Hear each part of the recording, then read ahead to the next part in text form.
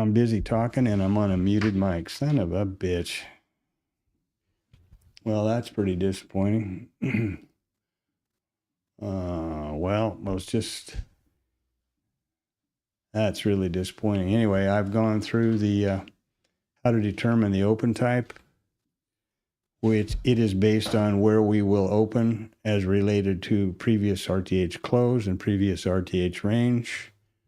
There's no indicators. There's just VWAP POCs, which only mark prices. That's all. There's nothing mysterious about any of it. That's really disappointing that I've been going through that 5-minute or so dissertation here about that. But Antonio's heard it before. If he pops by, and won't have to worry about it. So anyway, let's get back to the statistics. This is the high my notes column where I changed the title to the open type. This is where I flag the micro composite or the migrating VPOCs, and where I put the statistics related to the session prices based on the open type. So we get back over here to the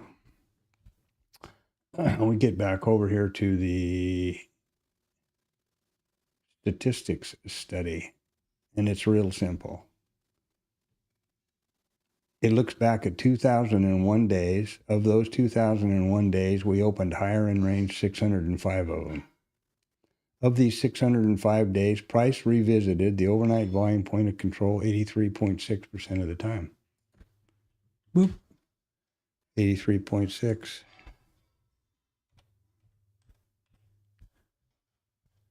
And that is exactly all there is to it.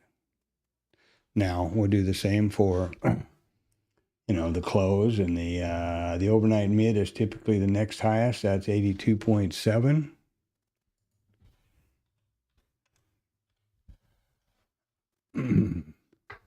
What else we got here? The next one is the previous high, which is 80.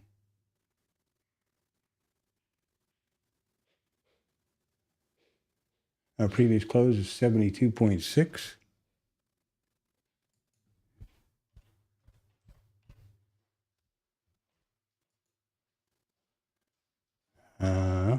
What else we got?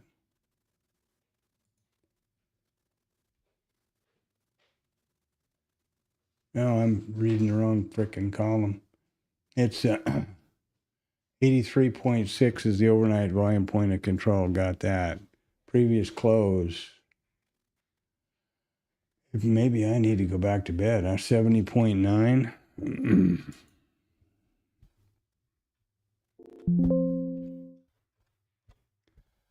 Wow.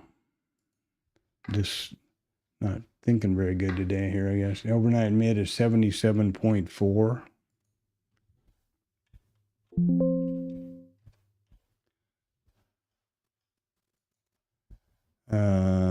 Okay. Overnight high is 75.2. And that's going to be way up here way up here. 75.2. And when's our overnight low here? That's a 51.4.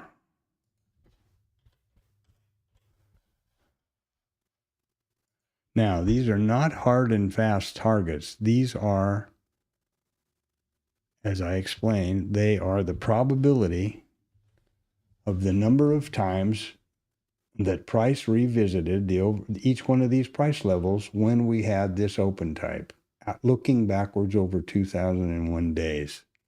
So I hope I got all that now without paying attention that I wasn't on mute. Stupid. All right, so that's going to be it for right now. The IB low is 61.7. It's way up here above us, I think. Somewhere. Previous RTH high, let's look at that. Previous high is 55.5.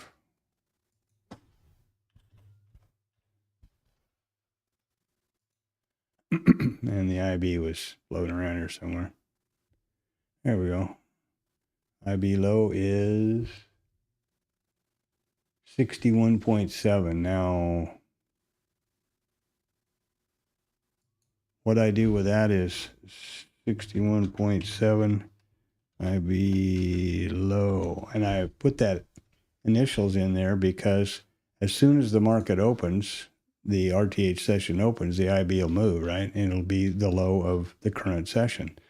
So if I want to know what that is and why that number is there, I need to, going on here. If I need to know why this number is here, then I need to have that properly named. Okay.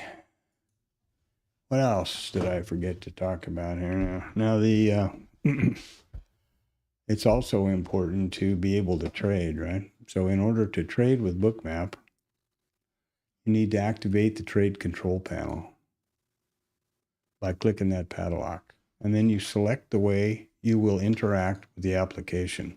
If you select chart, you can only trade with the mouse in this active data column. If you select dome, you can only trade with your mouse in this dome columns. And obviously both is double jeopardy. Pick one. Now, I have my keyboard set up and activated, and you can trade with that in any of those configurations. It's always hot. But you do have to have focus on the application. So for example, if I was doing something in IRT and I looked over at my Bookmap screen and wanted to enter something or enter an order, and I keyboard, it would not work because the focus is not on the application. That's why you need to have that's why you see me clicking back and forth with the top up here. That's to get focus back. That's why and in order to, I think, expedite entries a little better, I've started working on or developing my skills to trade with a mouse, which I didn't like before, but I think it's quicker. So I'm trying that. And now the next thing I need to do is activate the multi-brackets. And in my case,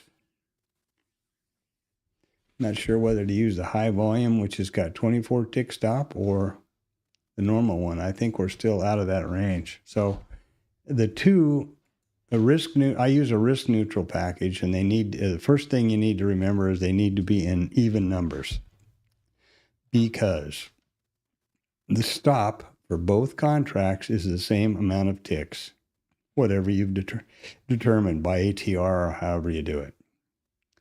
The first risk neutral profit target is for the same amount of ticks positively as the stop was, and for half of the package.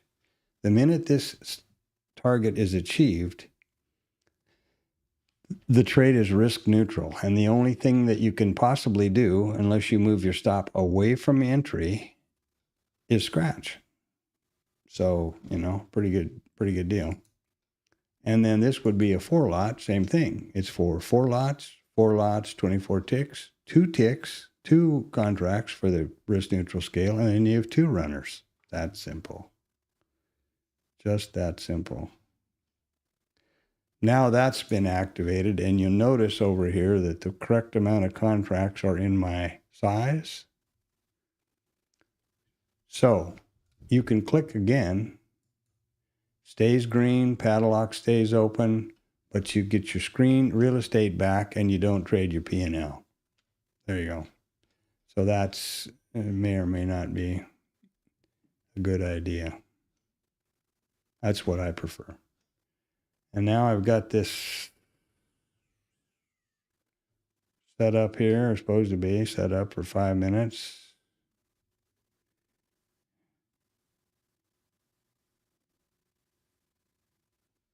So there are 5-minute bars,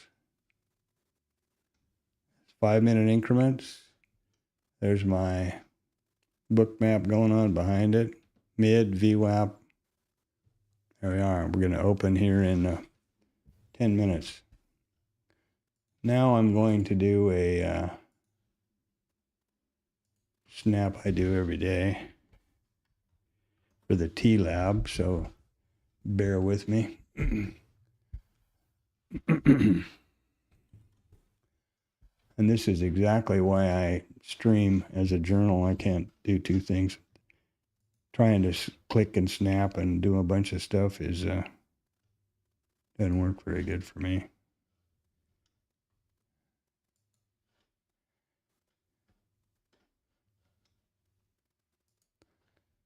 What's going on here now?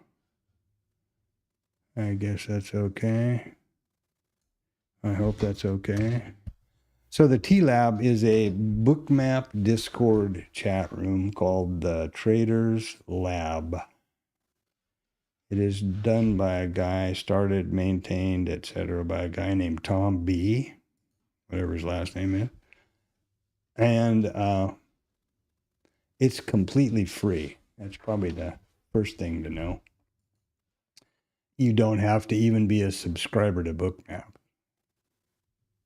which is pretty phenomenal. And nothing is for sale, nor will you ever be solicited for anything, which for me is huge. I am, and I don't recommend any other chat room, even in the Bookmap Discord, because I haven't been to them all. And the two that I did go to, apart from the Traders Lab, second word out of the guy's mouth was, this indicator's on my site for sale, and my mentoring is only $9.75 a month, and blah, blah, blah. Which is fine, absolutely fine.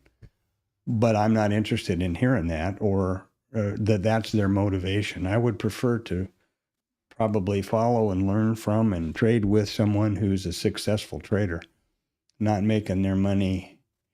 It's like typical internet guru bullshit. They maybe they can't trade at all. Who the hell knows?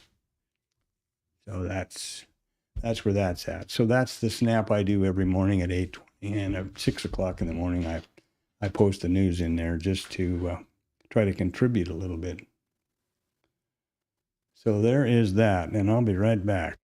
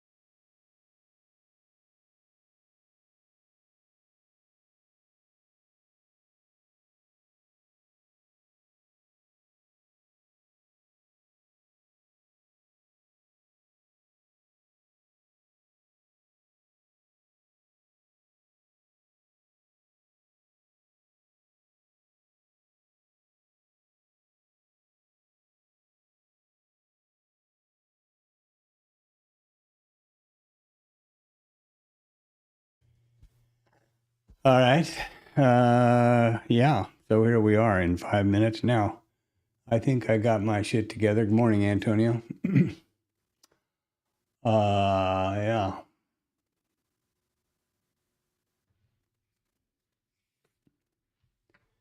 We'll see exactly what we will see. I think I got the pre-market pretty much done here now that I got my mute button. Oh, how can you, it's big red button, big red light. How can I not notice that? Because I'm looking at the screens, not down at the mixer, I guess. And I've never said I was a professional influencer, you know what I mean?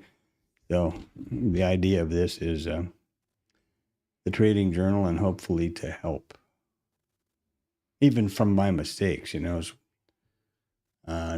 I am,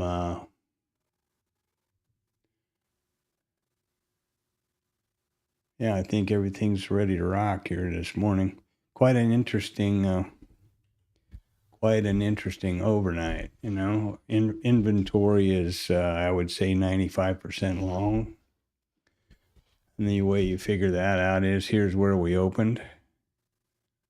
And here's where we traded all night, right? So how much of our trade was below our open?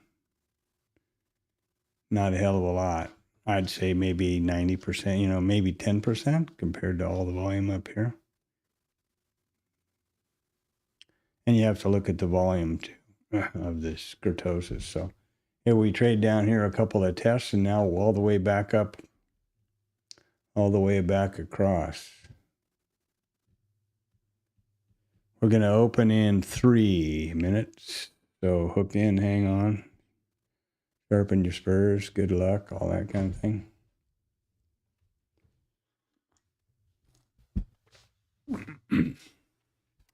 Micros, the focus will be on micros here. I'm set up, I've got my trade control panel set up. I've got the 4 lot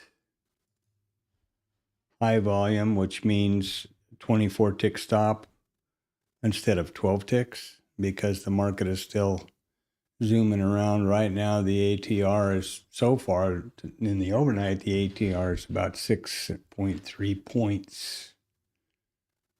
So that is 24 ticks. Wow, miraculous.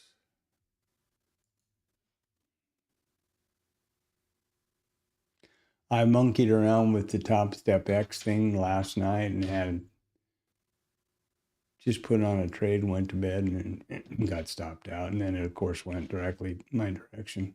I mean, then after that went my way. I'm going to stop doing that because it's disappointing when I wake up in the morning and see a loss. And it's a pretty stupid thing to do. It was kind of fun with bank time at first, but it doesn't make any sense, and it's certainly not learning anything, and is probably reinforcing bad behavior, I suppose.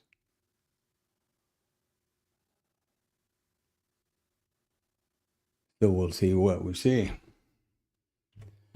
I've done the TLab. I'm just running through my pre-market reports. We're going to have the open here in a minute or less. Yeah, baby.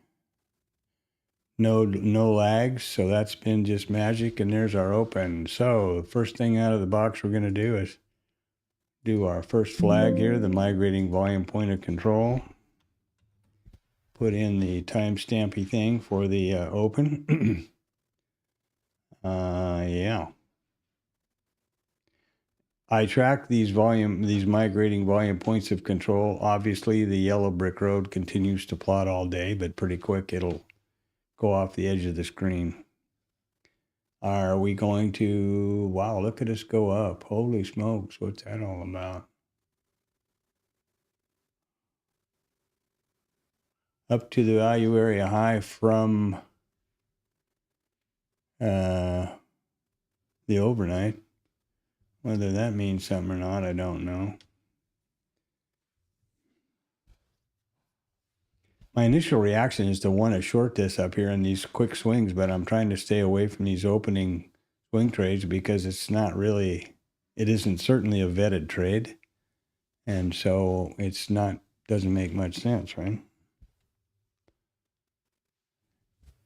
I'm going to now move the IRT to the RTH session only.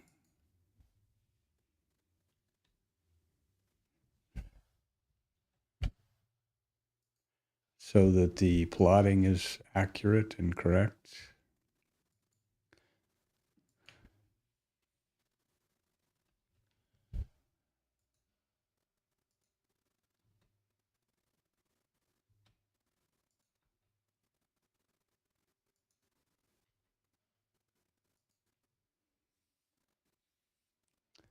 All right. Now you see, this is the E-mini. Well, smack dab within range. So our open type is higher in range. There was a close. There's the range. And there we open. And here are the micros. Same story. And boy, it's just continuing to rock to the top, eh? Why? What happened?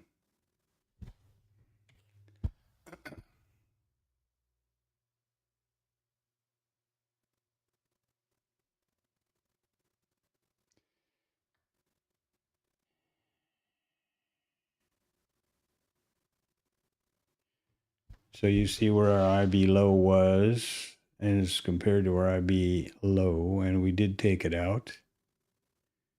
We almost got the overnight mid. I don't think that wick got down there, but maybe it did. Nope. Yeah, just barely. And looks like we're going for the overnight high now. Go figure. Go figure. And you see why me taking that opening swing short would have been a bad idea. Now we're getting lower highs, higher lows, I'm sorry. Higher highs. We're at an outside edge. Is this setting up for mean reversal? Mean reversion? I don't know. And I see that I'm okay here, so that's good. All right. Maybe check and make sure the levels are pushing it. Everybody okay? Yeah, they are. I'm going to try to get these lines over to the micro too. Also to Tombian. Now, one thing to remember is if you're trading with Bookmap, if you switch back and forth between instruments, the trade control panel disengages. So you've got to reactivate it. It'll remember the micro brackets, or the micro, bracket that you set up, or multi brackets, whatever it's called. But it shuts off the, deactivates the trade control panel. Wow, look at that big candle, baby. He said.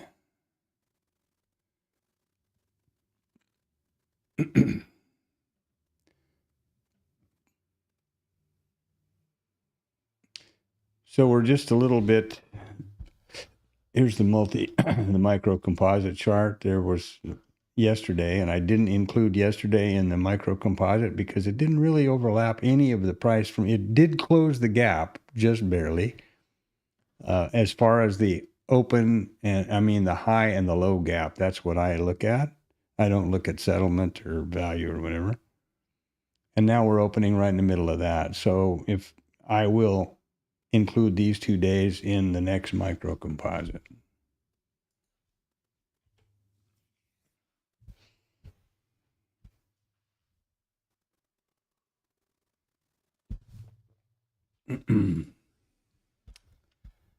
And yeah, up we go. Why?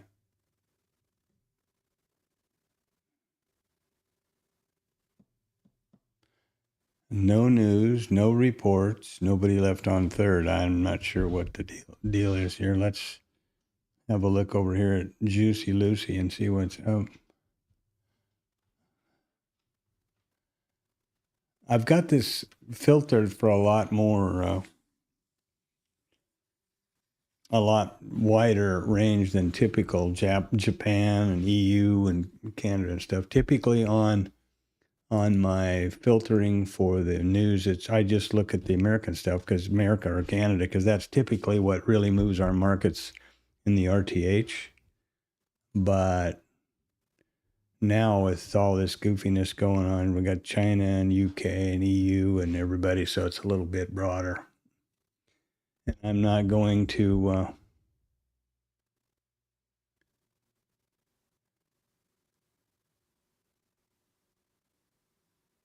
look at this. Look at this one down here at 28 after. Canada is going to provide temporary 6-month relief from counter tariffs for goods imported from U.S. that are used in manufacturing, processing, food and beverage packaging. Okay. Not cars or stuff like that, I guess. Well, my long that I got stopped out on would have been snazzy on my micros in that TopStep XY thing during the overnight. Like I think I said, I'm not going to do that anymore. I mean, the put one on and go to bed thing, I'm not going to do. Even though it's, I mean, so what? It's a TopStep X combine account and micros. So 2 stops last night ended up, but it's $100, you know, even in a combine, and that just rubs me the wrong way. I take them very seriously. I realize that's nothing but sim money, but it really, I get the same emotional charge, and I always have. And I'm not saying that's a good thing. I'm just saying that's how I am.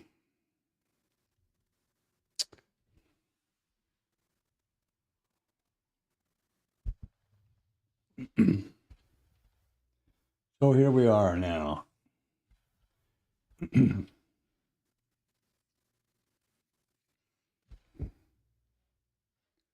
Look at us go. Can't even get the damn thing to work right here.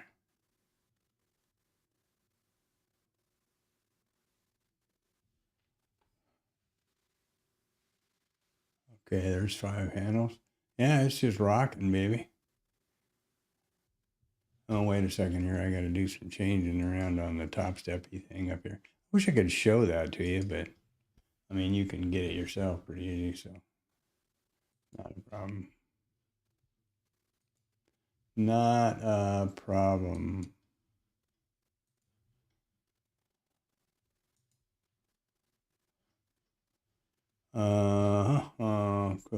There's that.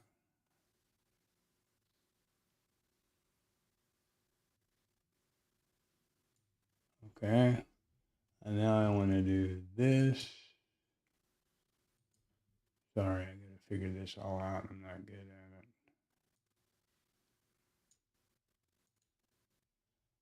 at it. Okay, now we got it.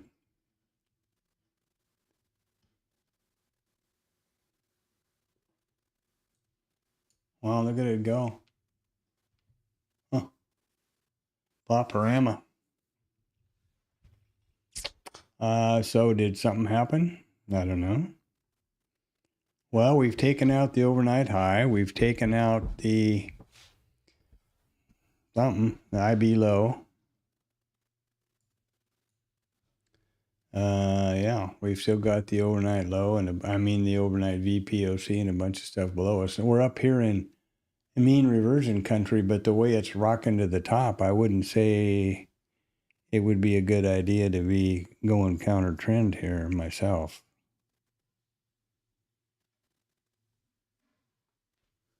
Looks like it's still kind of feeling its Cheerios here.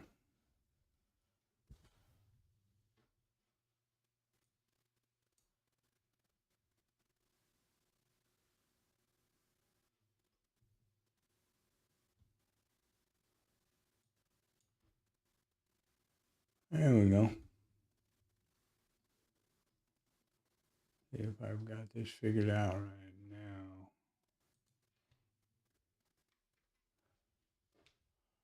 Okay.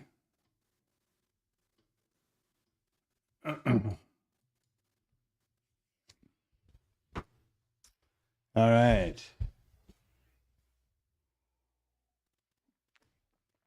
You know, Dr. Shortley over here is just itching to slam a short on this thing from the mean reversion trade down, but that's a real bad idea as far as I'm concerned. Picking the top, and then the minute I say that, of course, it'll fall out of bed and go all the way back down to the bottom again, or at least back to the POC. But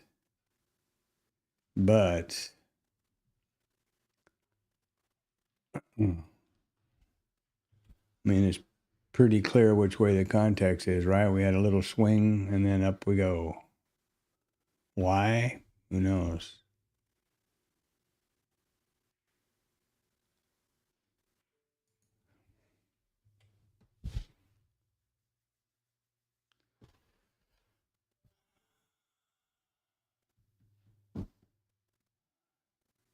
Tax day. I hope if you needed to, you did that. Or in my case, I always file an extension, which is real simple. And just for cover, you know.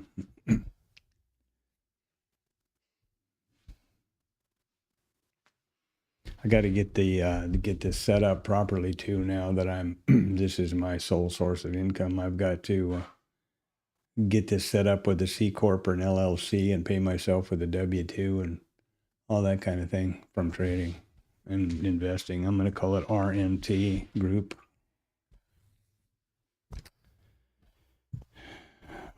May not be able to trade, but I can make up names like crazy. Okay, what's happening now, boys and girls? We're going to the moon, Alice. Why? What? Who? How? Well, we have the MC and that giant Wednesday spike, or Friday, whenever Captain Goofy took off the, paused the profiles or the tariffs. That's right here. And so that constituted in my opinion, that constituted this micro composite high. And that's still up above us. Now, something you got to remember about the markets is the market goes, let's see if I can do this. The market goes up to go down and goes down to go up and up to go down and down to go up and up to go down and up to go down. And now what are we doing, right? We went down and now we're going up. Are we going to fall out of bed here at 55.1975, which is the top of this thing? And then come off it? That's what you got to watch for, in my opinion. And let's see if I'm a good little pig and I have all these things in there like they're supposed to be. Oh, look at there. There's the gap high from before, and there's the MC high right over there. Well, aren't I cute? Love it when a plan comes together. And what have I got going on here? 70s to, let's get it down to $1. That seems to be relatively something I can relate to. I've even started thinking about trading NQ again, or the micro NQ. I used to trade that and crude and not the ES. Fairly successfully also. And here we have a VPOC migration. Oh, my favorite trade. Maybe not. I wish, I've said this 1,000 times, and if Antonio's the only one listening, he can just mute his thing off because he's heard it. But obviously, this is the ideal and the most obvious setup to try to vet first, because how can you miss the yellow line zooming around over here, right? To follow the yellow brick road. The problem is That's the easy part. Any of these trades are the easy part. Mean reversion is the easy part. VPOC migration is the easy part. What's the context? What are the qualifying parameters, and what's the trigger? That's the key part. And I get my ass handed to me every time I try this thing. Now, here we have two up, consistently up candles off the open. The overnight was fairly balanced, so inventory was a little bit longer. I would have anticipated responsive selling to take some profit, and now here we are. So did we pull back down here to 62? And now see, the thing that's important to remember, this is 5 handles here, right? So that's definitely a stop unless your entry was spot on. And now we're trading up. So these structured trades are, that's the reason I prefer to watch, listen to, be trained by, trade with people that are actually trading, as opposed to just looking in the rearview mirror and commenting. That's why I'm trying to do this stream, so that I am not one of those people. Rearview mirror trading, baby. How to get paid for that?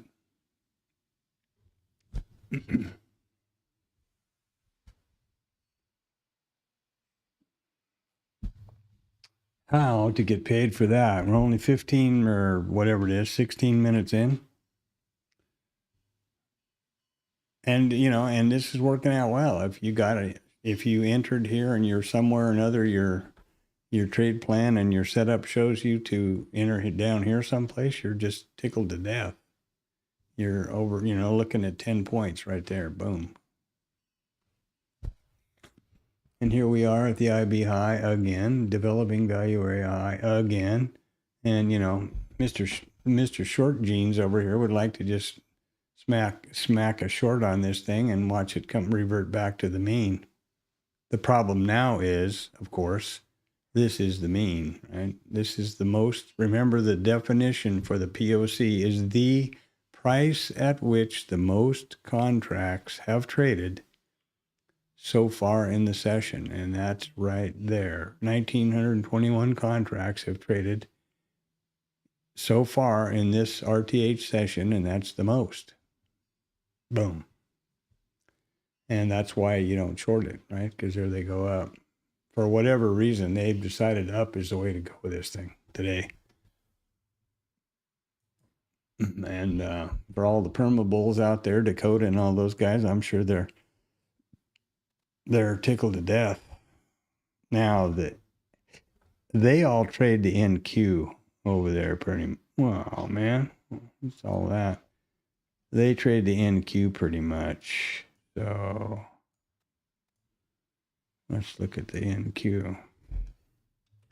There's the NQ, and it is the same as the ES, right? Essentially. The NQ is pretty much usually, they are correlated markets. I actually used to track the correlated NQ on Bookmap, but I keep getting this memory snafu on the latest update, so I don't have it on. But, the NQ is pretty much the same as the ES, essentially. Look at it. The difference is the swing, 18,968 to 19,104. 100 points. And the ES is 44 to 77. 30 points.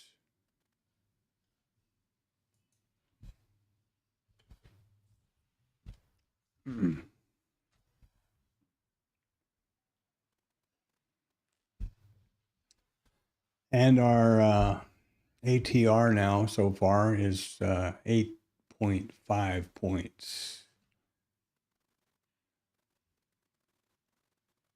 in the micro ES. Boy, they just can't get enough up, can they?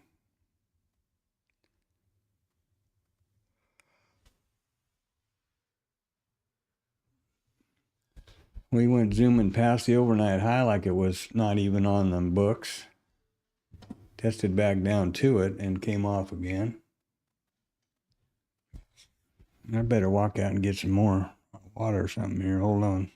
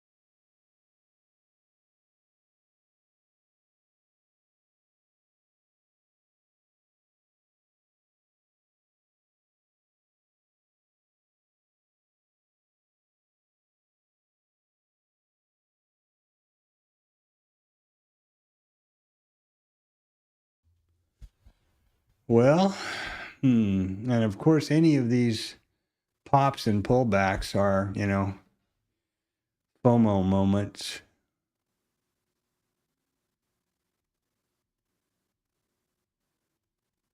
$54.82. And FOMO is something you're never going to get over. It's part of your wiring and your DNA.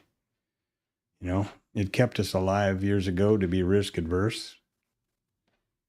If you see the grass wiggling, you don't go kick it to see if there's lunch in there, a rabbit, because you might be something else's lunch, that kind of thing. So consequently, you have to recognize those emotions and not act on them. It's hard to do. Not hard to do, but it's important to learn and to be aware of. I tend to look at it like, do you pee your pants? I don't, and I'm pretty sure nobody else does that's listening to this. And as far as I'm concerned, it's no different. If you just look at those things like FOMO or over trading or any of that stuff in the same context as that, it's just something you don't do. It's like, okay, I don't even think about that anymore. I'm not gonna do that. That's it. And that works for me. I don't know.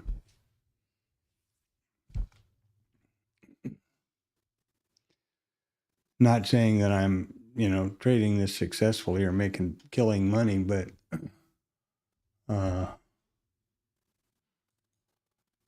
think that's the quickest way to not. Some people get so wrapped up in all this psychobabble and all this and that. I can't. How can I stop over trading and all this? Well, just don't over trade. How can I stop adding to losers? Don't. That's pretty easy. Set up your brackets and stick with them. Don't move your stop. That's, don't pee your pants. Don't move your stop. That's, I think, the best way to look at it. Be an adult at those kinds of issues. Now, that doesn't mean I've got this figured out. Somehow I forgot what's going on. I used to trade quite successfully, but for some reason, this seems like a tough market for me.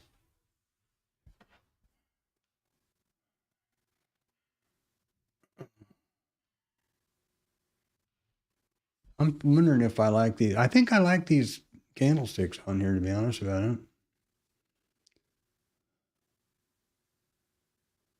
One thing for sure, no question about the context, right? Which direction is this thing going? Up to the moon, Alice. And I hope that somebody, Antonio, I hope you got on this long. That would be just great. 44. Whatever that blue thing is that I can't read up there anymore. 62. 20 handle. So we got 82 to 40 to 60. That's not low, but you know what I mean.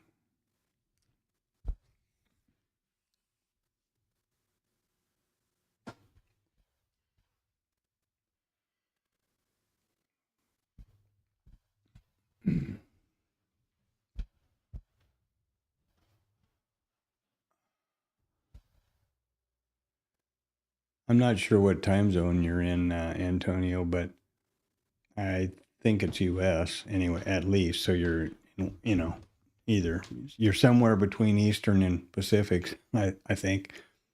So North American, I shouldn't say U.S. because, you know, there's Canada and everybody else, but in this time zone at least. If you are doing stuff at night at 7:30 Central Standard Time, there's a thing called slow markets with a young trader from TopStep named Dakota, and it's really interesting to hear his philosophy and watch him trade.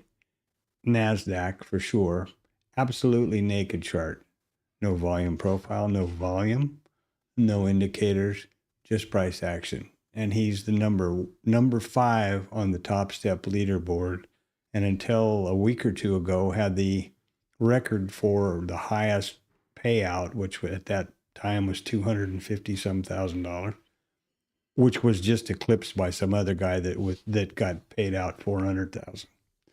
But he consistently makes, you know, few $1,000s every day. I like that. I don't listen to he does live or whatever they call it, fast markets with those guys too. But in the evening thing is when it's quiet for me and I can kind of listen to it. And I look at all the stuff we got going on around here in Bookmap and all those things. And sometimes I wonder if that's not the way to do it. And he doesn't even track the difference between ETH and RTH. He just has a 5-minute and 100-tick chart, and he'll just look at, support and resistance zones and trade them. And last night, just messing around, I think he got $1,500 or $1,700 or something. So anyway, Dakota seems like, and another guy over there that seems pretty good, but he is much more analytical and, uses volume a lot. Not volume profile, but volume bars. Is a guy named Jay. And I have that slow markets, and it's like 7:30 to 9 or something like that, Central Standard Time. I find it kind of interesting when I'm going to drive and get my wife or whatever. I have it on my phone in the car. Comes across the speakers in the car.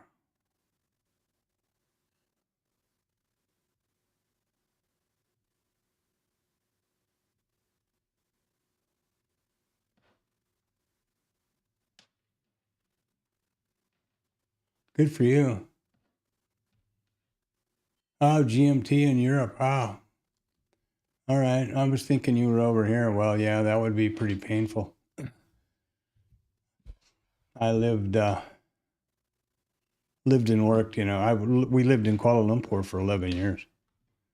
And I ran a global thing. We had an office in London and here, a couple here in Calgary and Kuala Lumpur and around, yeah. So yeah, 7, that would be pretty painful for you. That'd be too early in the morning. Lucky though, I tell you, when I was in Kuala Lumpur, that was the best trading because the market opened at 21:30, right? Because KL is GMT minus 6, and they don't do daylight saving stuff. And it was perfect. The family was quiet. I had no responsibilities, no phones, no emails, no nothing. I could just focus. It was really, that was a really good time in our lives. And boy, did we pick a shitty time to come here with this nonsense going on. And my wife and daughter are Vietnamese, so there's that also.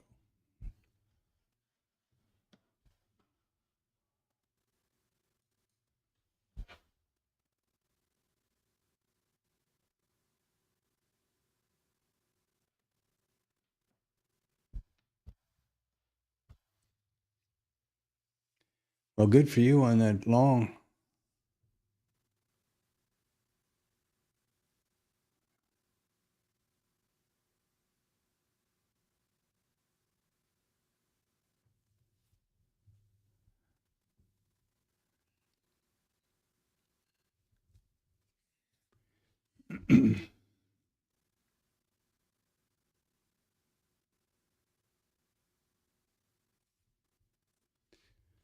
There we go.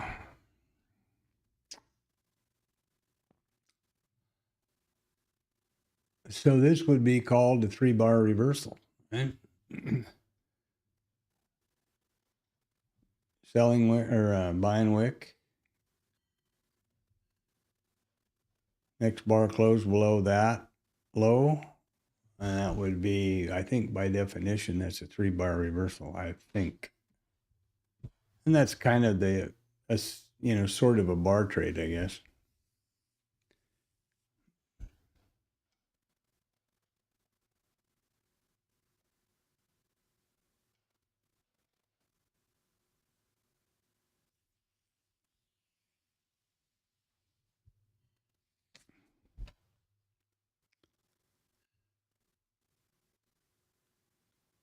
That's great, yeah.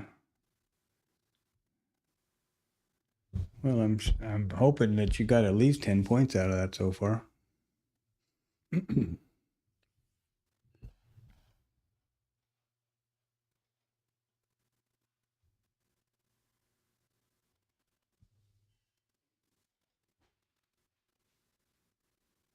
Why is this doing that? Okay.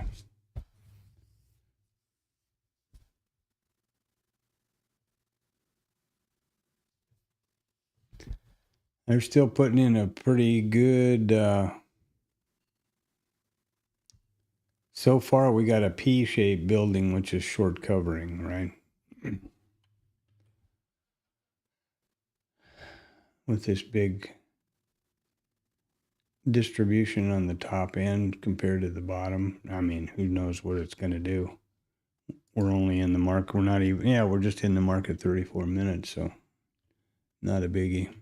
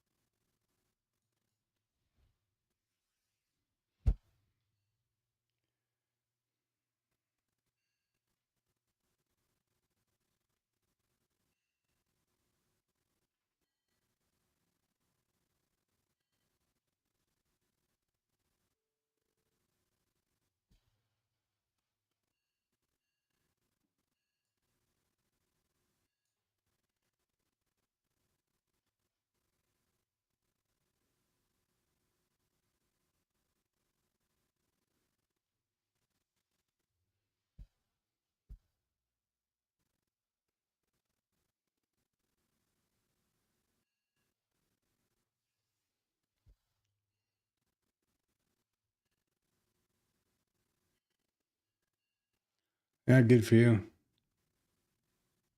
83.75. Good idea.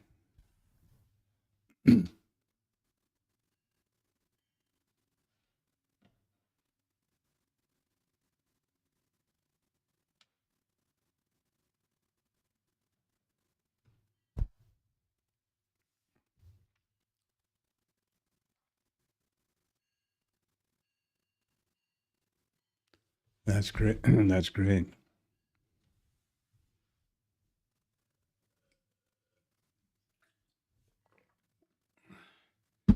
And that's with 100 minis, right?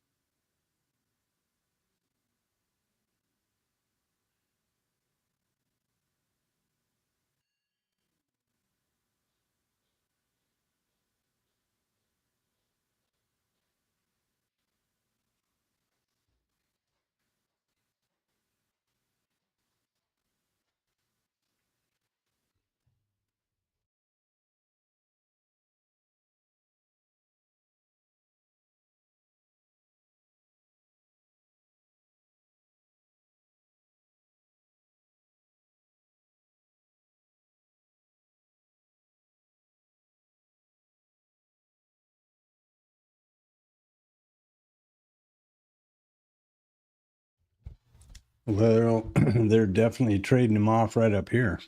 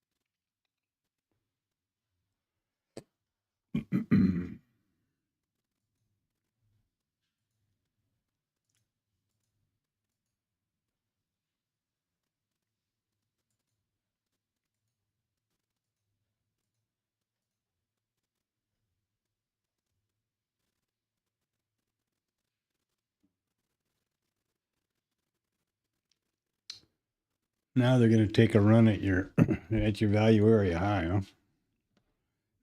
Maybe. If you had to guess, I would suppose that the IB stat would be the top side, but how often have we seen that go the other way?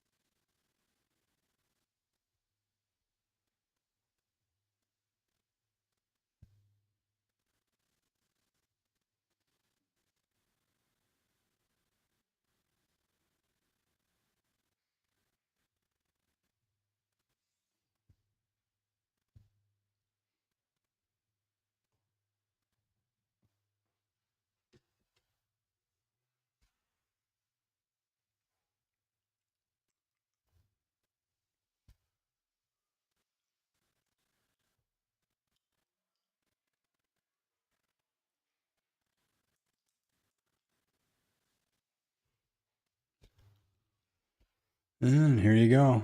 There you go. Nice job. Great trade.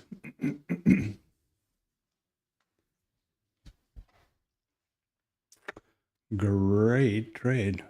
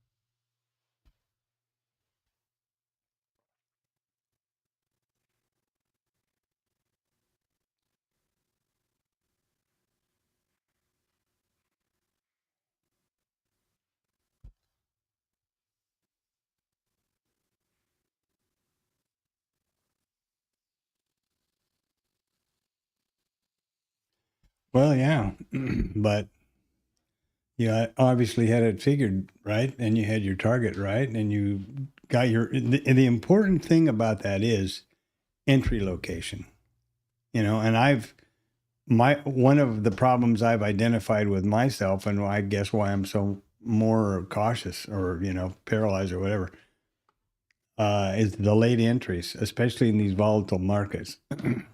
If you're quick on the entry, then you're in an asymmetrical trade location, and that makes that's huge. And congratulations, you did great.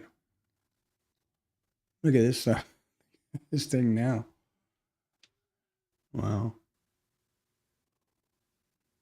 And there you are, right back to your entry. Wow. That's pretty funny, huh?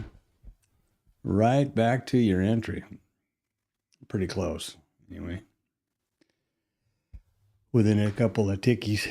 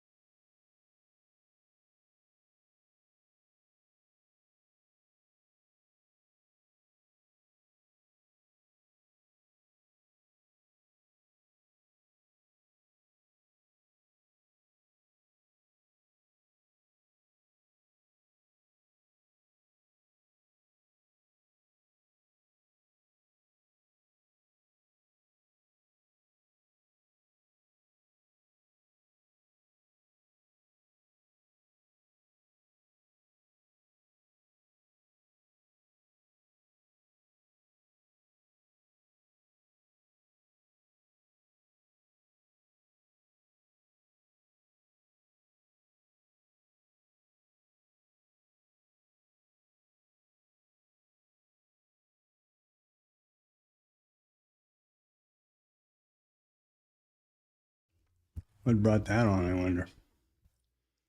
Damn thing fell out of bed.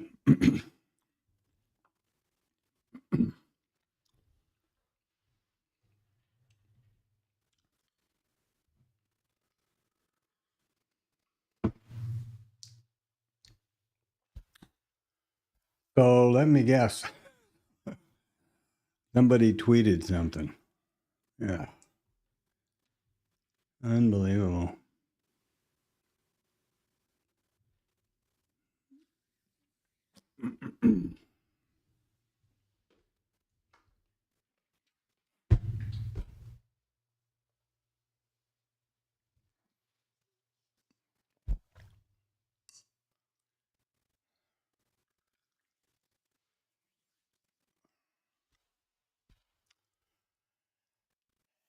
Yeah, that's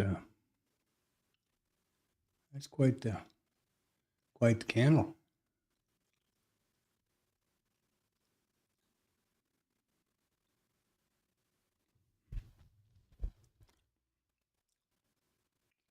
I would have no idea what to do with that.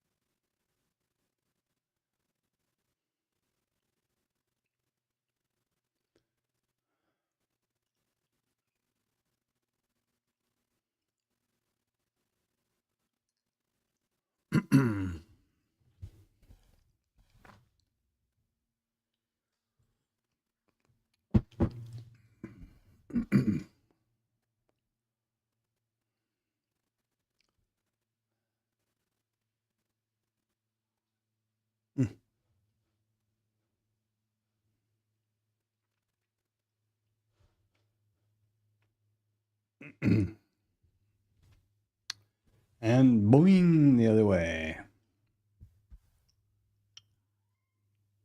And you're not starving to death. I'm pretty sure of that.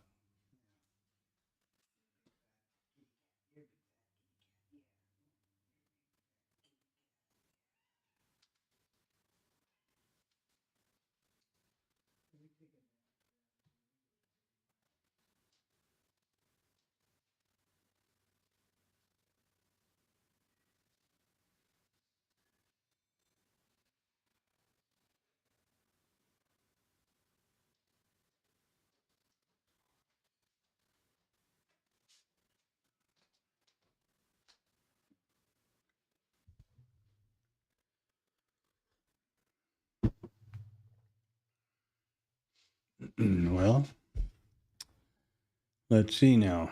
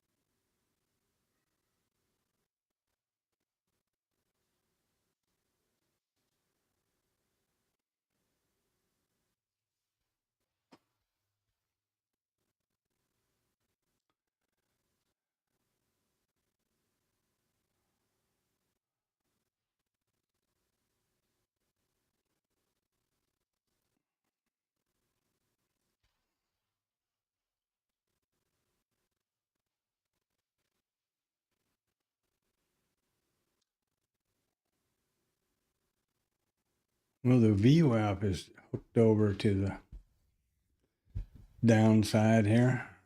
It looks a lot more dramatic on this other thing, but Now it's flattening out.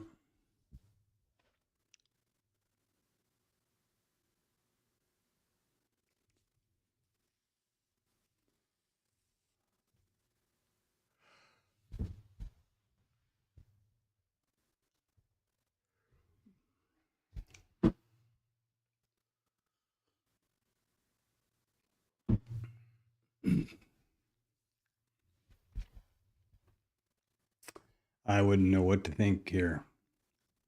I guess the context is moved around. Still pretty much rotational, I guess.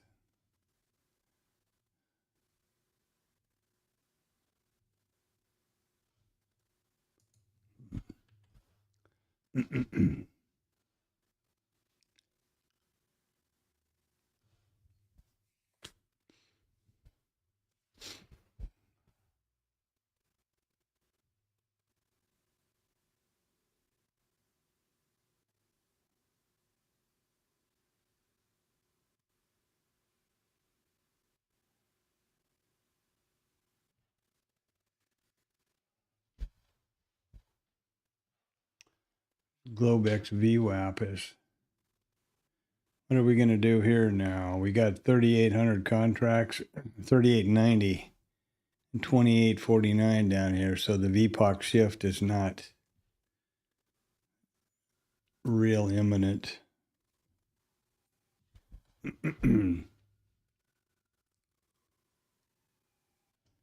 Full session VPOC and the full session VWAP are plopped on top of one another.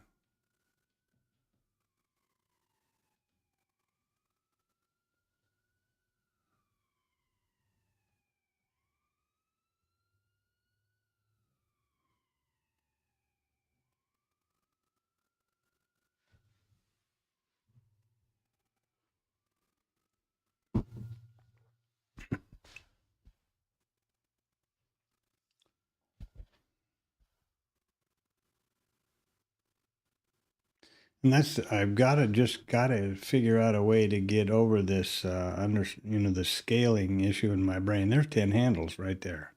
This candle. So that's pretty wide range. Our volatility is up to 12.97 ATR. Points, that is. 12 points, average true range. This is in the micro.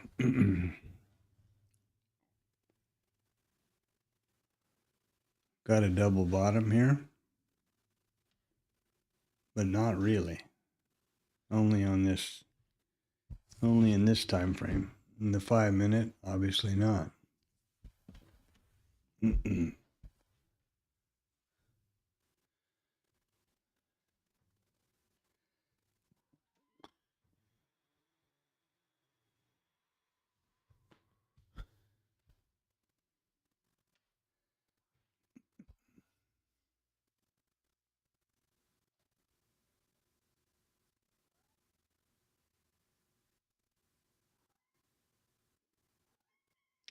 And we approach the 9:30 hour, so we're going to be at the IB statistic here pretty quick.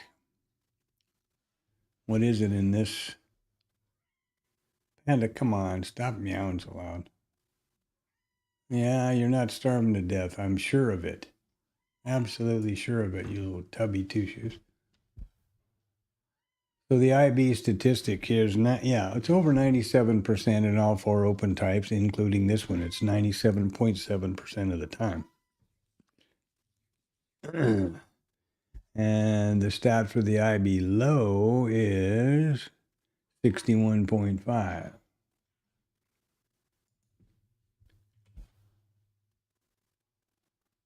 So there's that.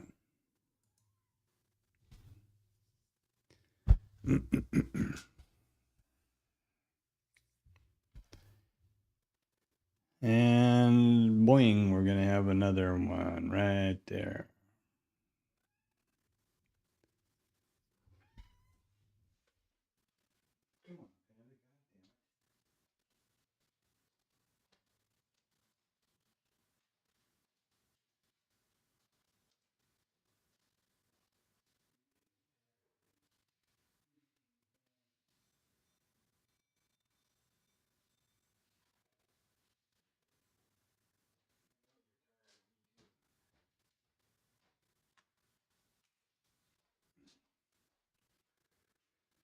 Okay, back to the. I forgot my glasses. Maybe that'll help. I tell you, getting old is not a pretty picture, but it beats the alternative, I guess.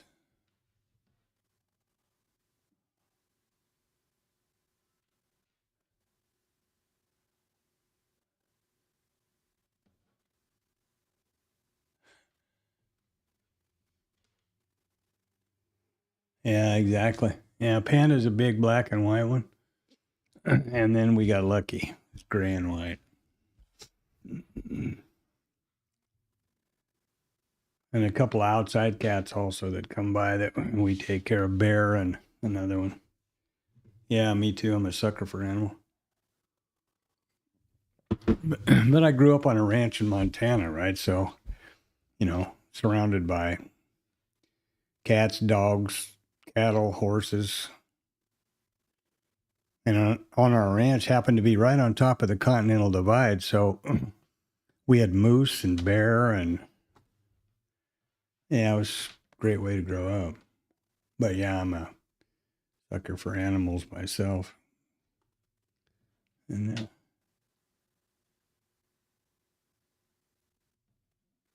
yeah, well, maybe they're cousins, huh?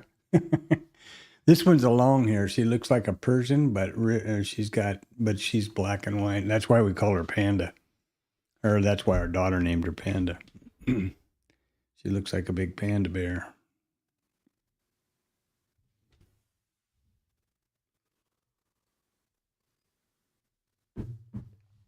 And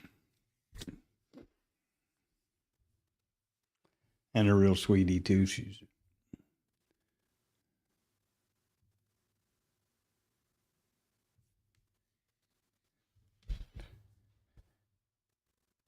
technically our daughter's, but she spends a lot more time begging me for singing to me, the opera singer. Yeah.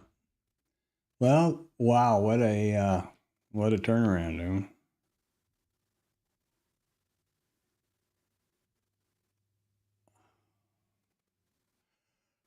And again with the 3-bar reversal after that big drop. I guess that's a 3-bar reversal.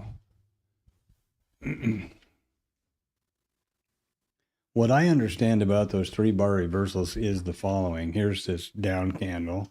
Then we have this big one with a wick down that closes back up in here, a big selling wick. And then the next candle closes above it. Oh, but it hasn't yet. Oh, never mind. Okay, I'm looking at the wrong candle on this TopStep thingy. So, yeah, I think it needs to be this one, and this one. So this one needs to close above here for it to be what they call a 3-bar reversal. Or that's one of the ones that Dakota guy trades. Yeah. And makes money hand over fist, Makes you wonder.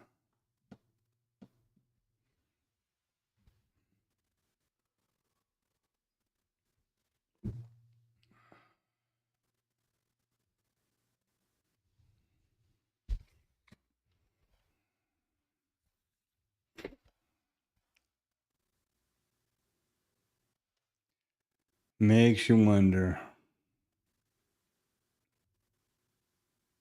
Now we're right at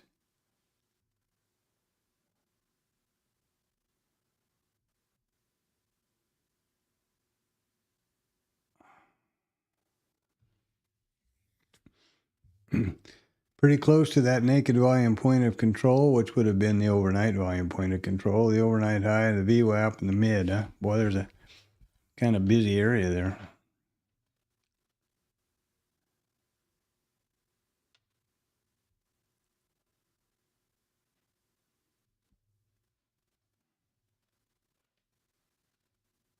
And I don't know any kind of a trade that's a structured thing off of this.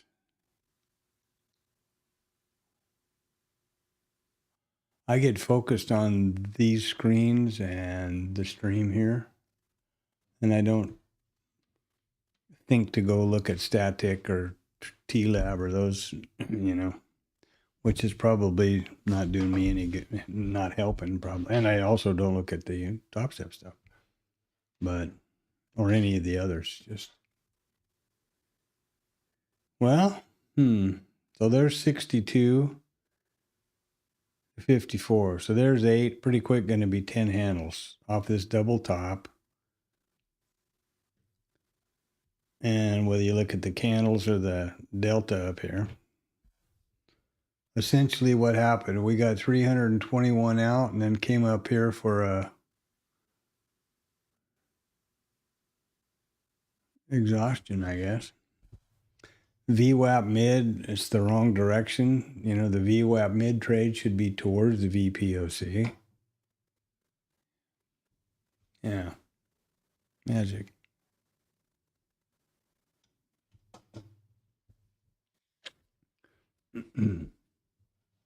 Which is up here. So if I was a religious TLab guy, I'd be trading along back to the VPOC. I see a lot of liquidity piled up in here. You know, there's 300, 4, 5, 6. There's a lot of liquidity stacked along here, especially right here.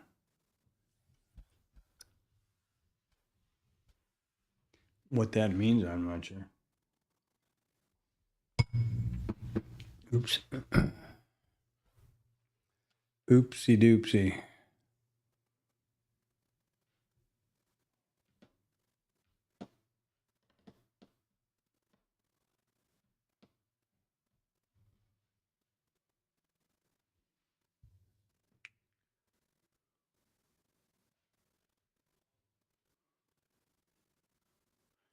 If you, I guess if you want to look at in terms of fractals, this is a outside in, right? I mean, in being down here, I guess 34 is the highest.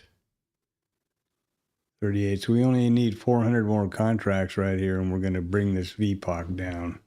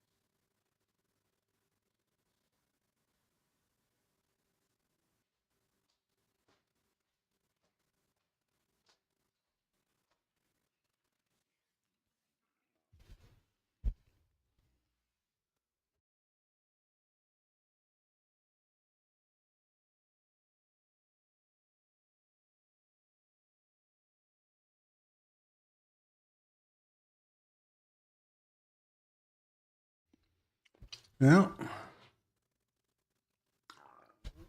dueling candles, eh? And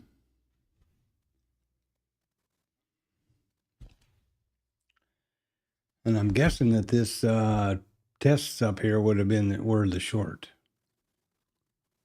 And now we're going to get some more of it, it looks like. And I would love to do that.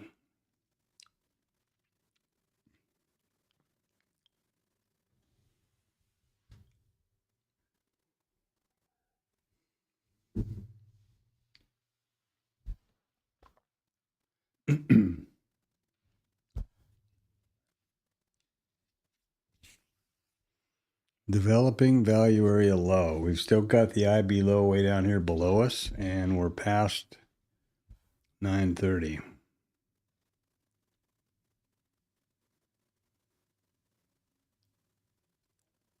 I can't get below here.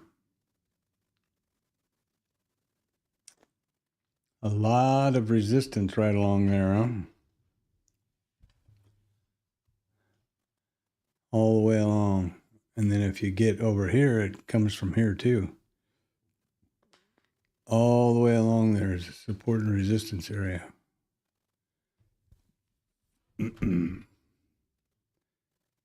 If you subscribe to those that theory, which makes sense to me.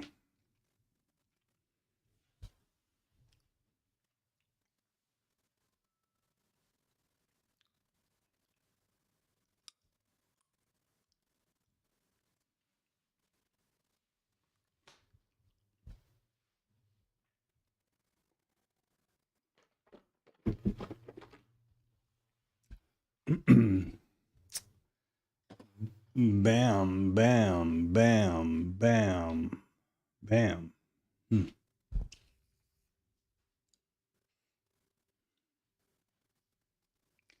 Pretty. Happens if I go like this? I wonder. Yeah, look at that.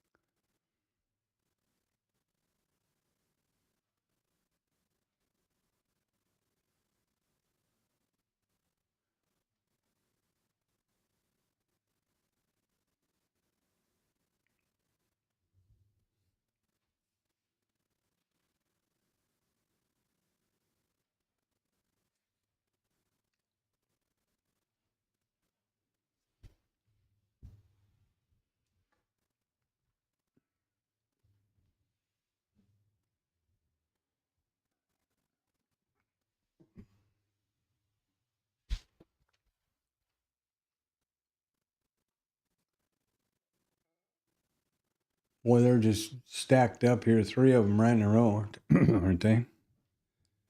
Amazing.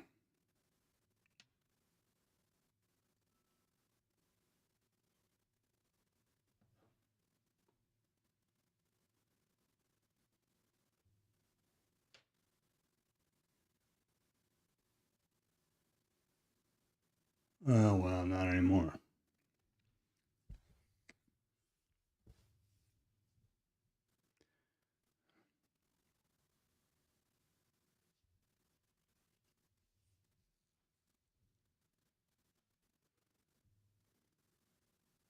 There's that VWAP mid VPOC trade that somebody will say they took. And I hope they did. 10 so far, 10 points coming off there. So.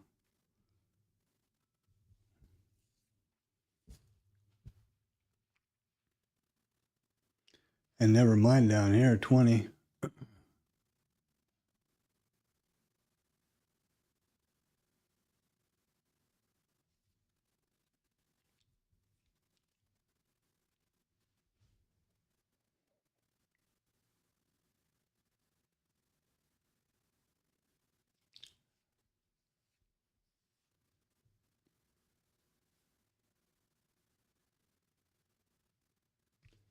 Getting into a lot of headwind right now, though.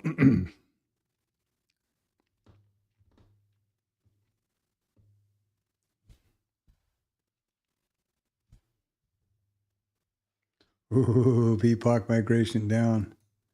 Oh, baby.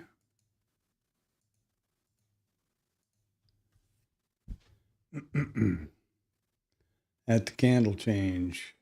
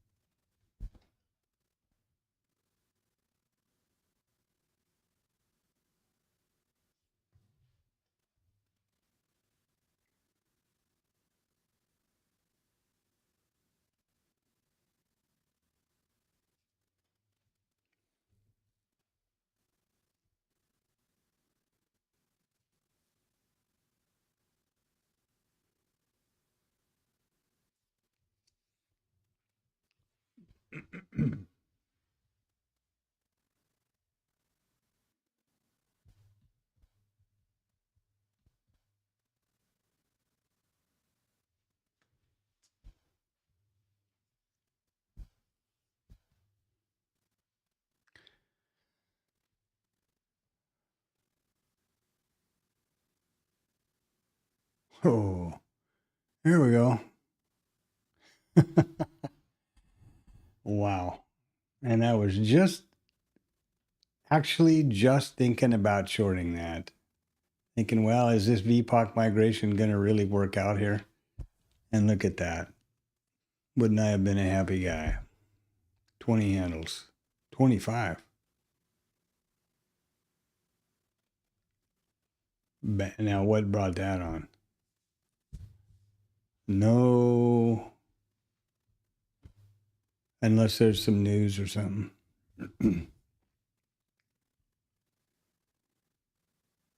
Or just a liquidity grab, maybe. I don't know, but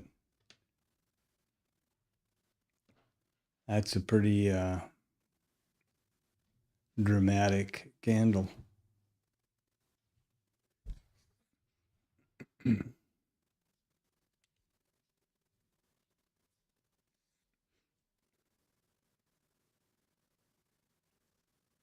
Wow.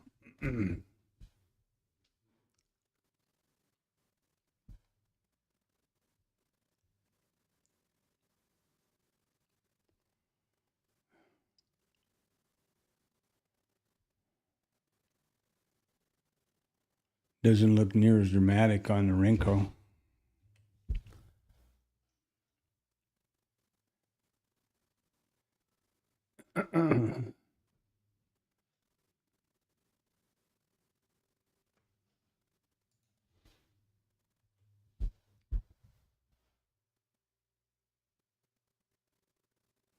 They certainly took out any stops that were down here, that's for sure. Or liquidity, the same thing.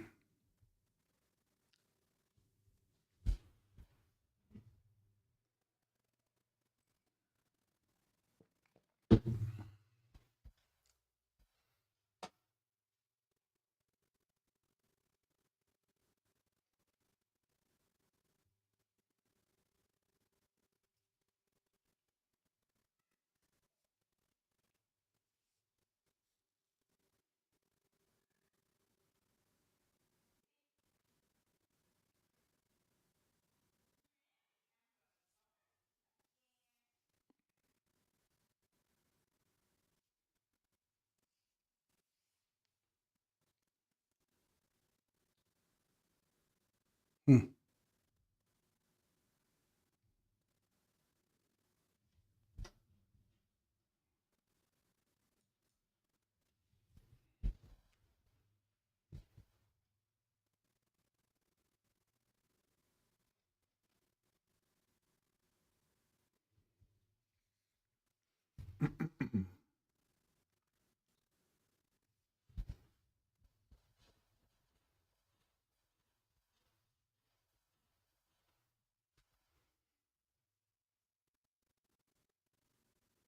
What are we doing with percentages? How everything's okay. Green across the board, though, huh? That percent change is all positive and no circuit breaker madness.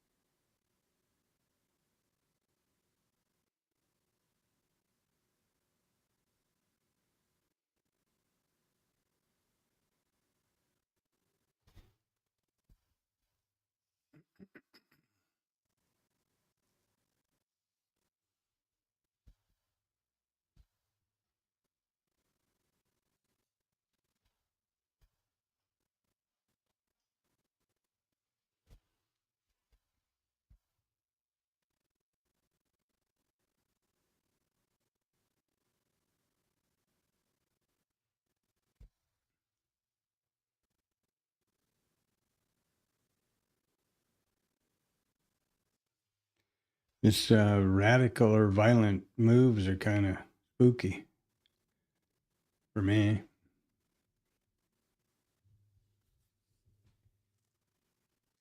Another VPOC migration, is it? Yes, it is. Didn't even notice that football.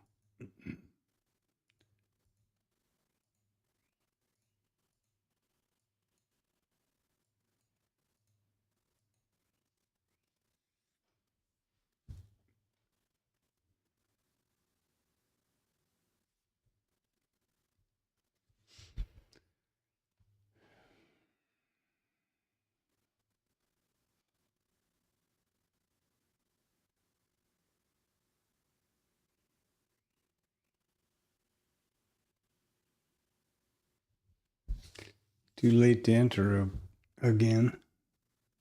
And then maybe it was a bad idea in the first place, but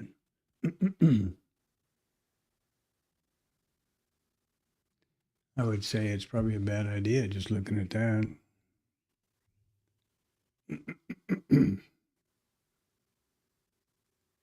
And they don't have to do much. See, this is 4,900, I guess, right around in there. They don't have to do much to bring it up back up again. So could be one of these back and forth beauties.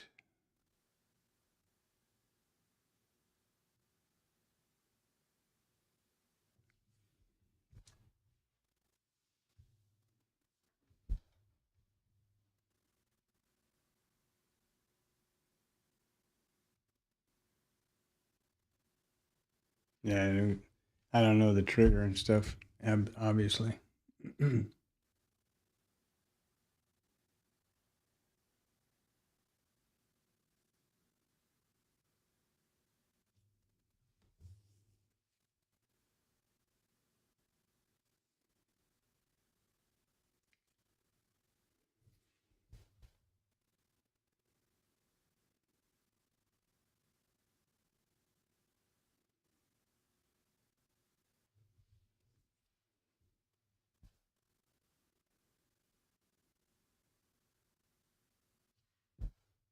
Why would they be doing that? We're right at that resistance level that's been holding all day. Look at all these prices across there. Got to be stops there, I guess. Ooh,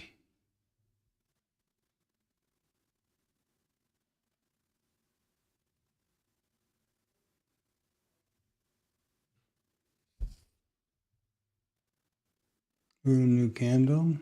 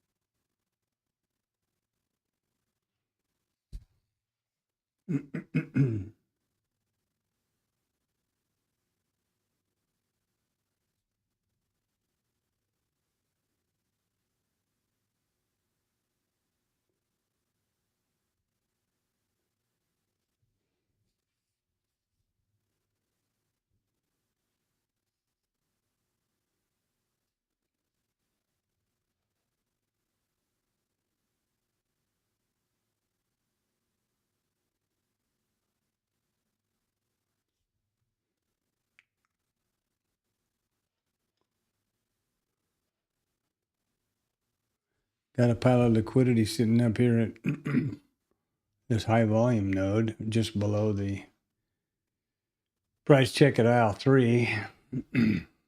Again with that one.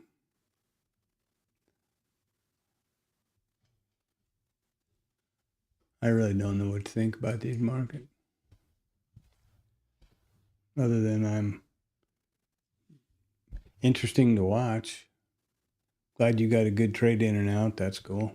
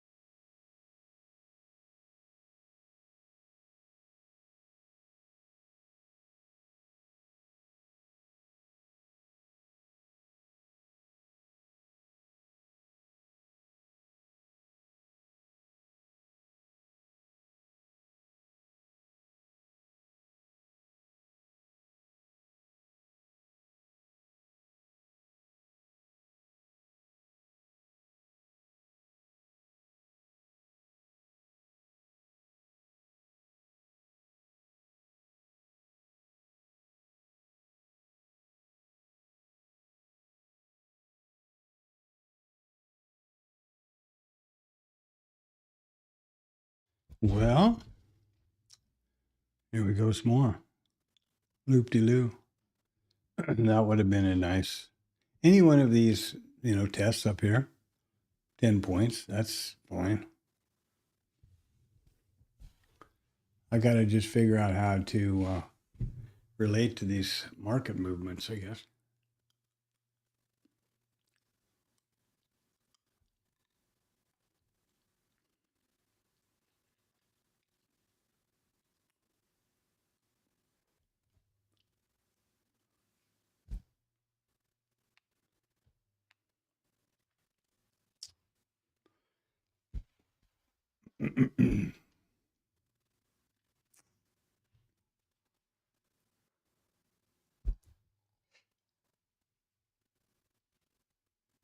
It's kind of weird because it doesn't seem to line up. These candles down here don't match the TopStep. Kind of weird. Well, I guess it does if you look at how this is playing out. This one is below this high is below this high. And I'm looking at the volume delta bars here because these are all incorporated into this candle.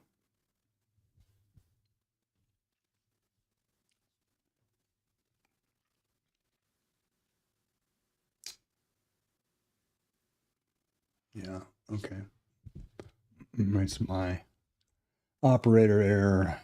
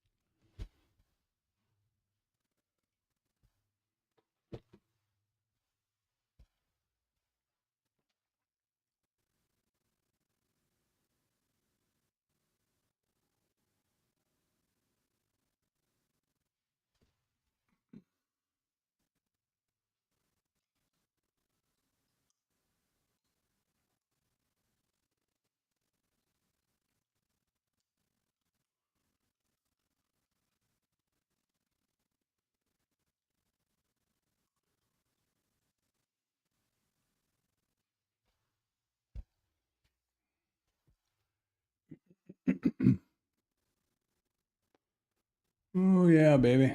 Get up there. Come on. Poof up there now. Boom. Now there'll be a big flurry of all these stops down here, I guess, are going to get hit now. At the top side, I suppose.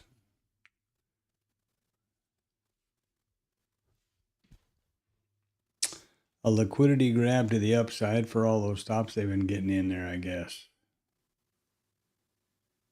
On the new candle.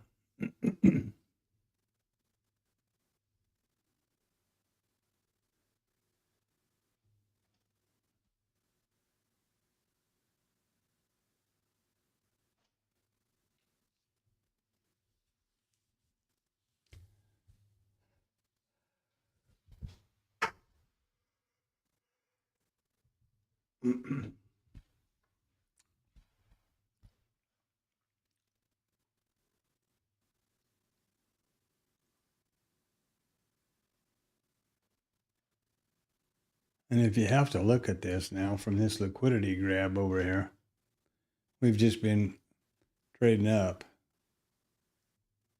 higher highs, higher lows, except for right here.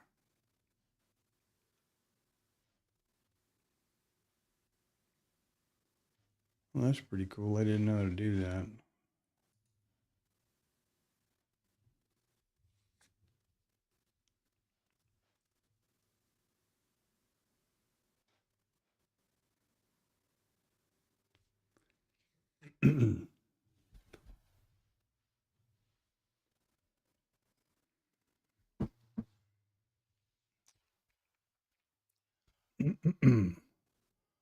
I'm thinking this thing has got to pop to the top. Been hammering at it all for the last 5, 10, 15, 20, 25, 30, 35, 40, 45 minutes.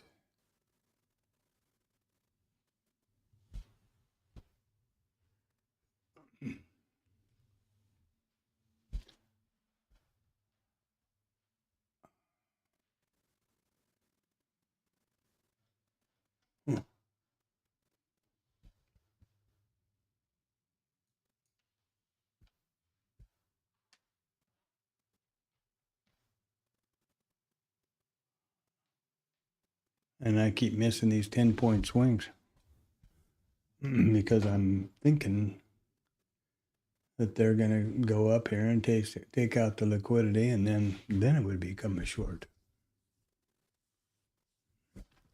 Looks like I'm wrong.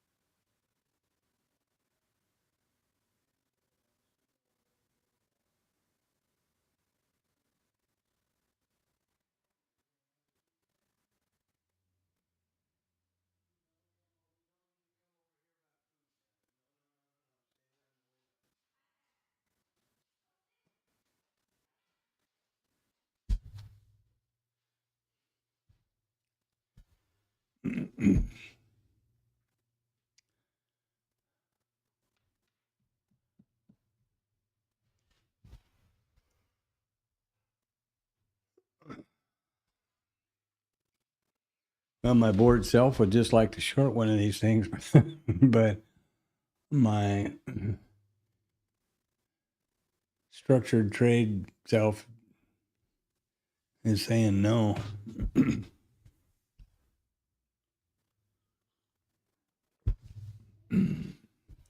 And so I'm going to just stand here.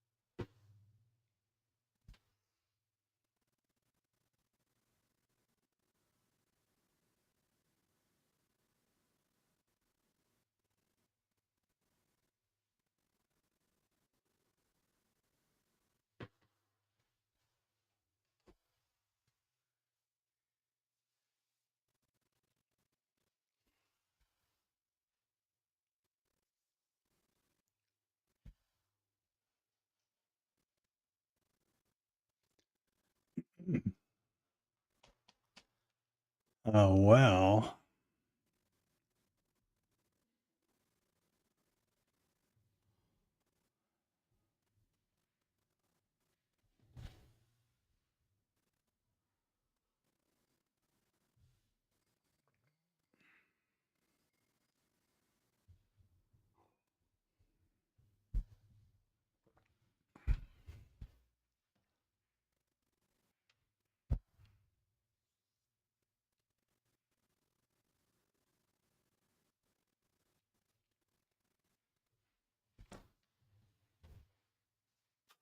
Well, look at there.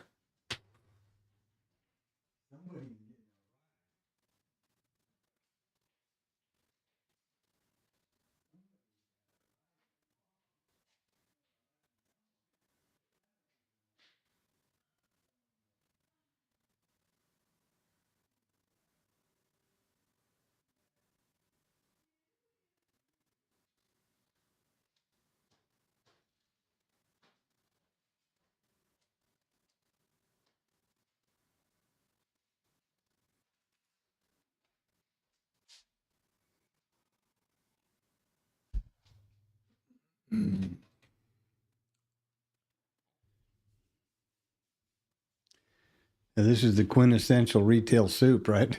It's just chop-a-rama right here on the POC. Several good opportunities if you just shorted any of these tops. I did not. 10 points each one of them. Boop. You know, boom, boom, boom, boom. But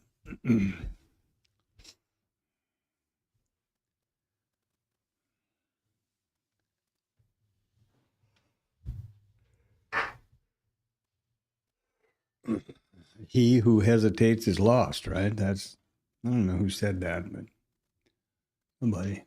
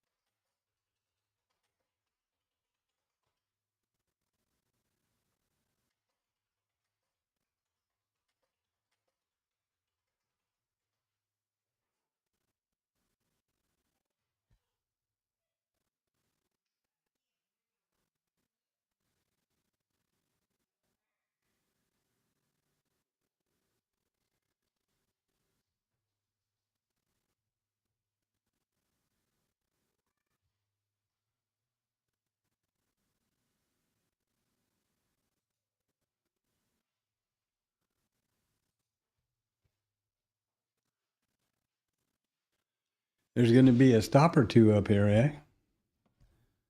What do we got? 1, 2, 3, 4, 5, 6. 6 times banging on the door up there. And that goes back further than that. If you look over here, it goes all the way back throughout the day.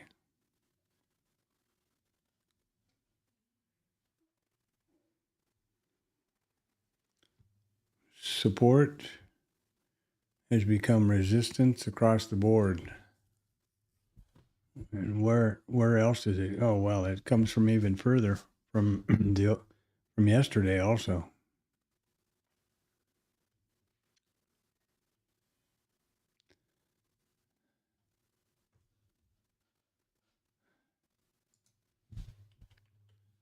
Ooh, now we might get a pop up into those stops with this candle open at the top.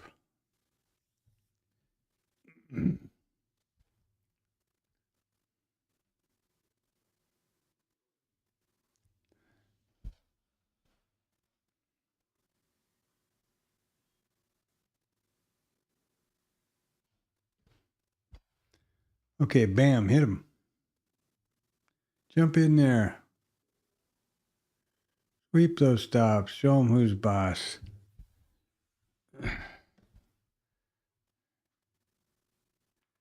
Show them who's the big dog. There they go. Not this kind of stops I would have imagined, though. I would have thought surely a liquidity pop up there. Oh, well.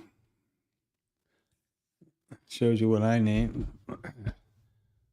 Shows you what I know. One hell of a delta ball there, though. I got to say that.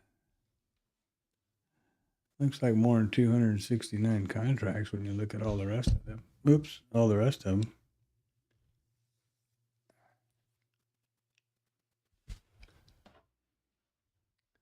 Oh, now we're teasing these two.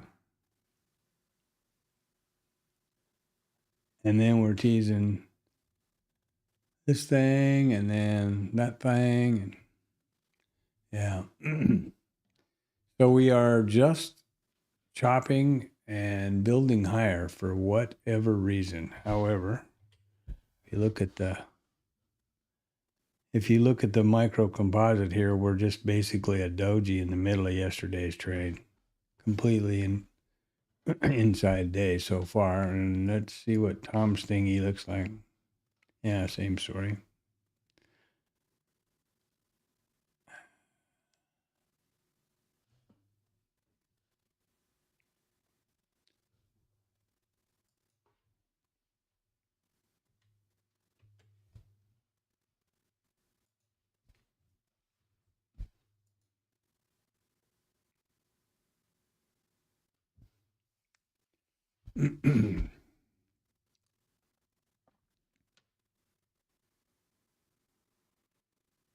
I would certainly imagine that somewhere there would be a lot of liquidity that would be getting hit here. I'm kind of surprised, actually.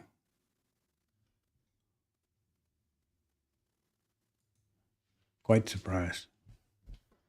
I would have thought that this liquidity pop up here would have resembled this over here. Except, yeah, if you look at look at it on just a 5-minute or something like that, after the big drop down, we've just been consistently building ourselves back up. And then this drama here. So let's see what's going to happen up here. We got a high volume node. Yes, we do. That would be this thing right there, that green line right there.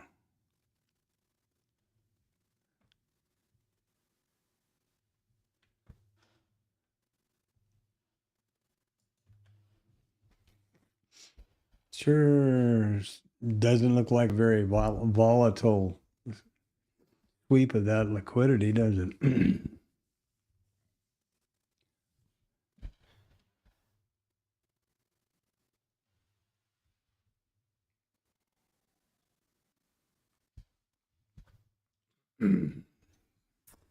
Not very much. I wonder what the hell's going on somewhere else.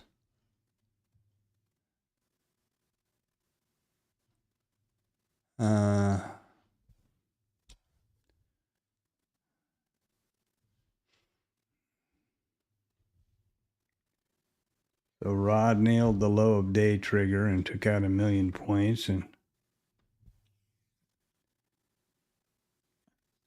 I spy a mid flip. You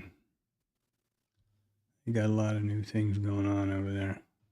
Not a lot of stuff going on though. Only 3 or 4 published. Here's the static Discord. Here's a Rod trade. Long. Scale. Target. IB low. Failure, he says. But he never screen snaps the times, so got to back calculate it. Well, 8:57 is when he published it, so 8:37. Holy shit! That's just right off it's 7 minutes off out of the open. Oh, never mind. Never mind. That's a little quick. I mean, it's not quick, and that's the way they trade them a lot, I've noticed, especially Harry and Rod.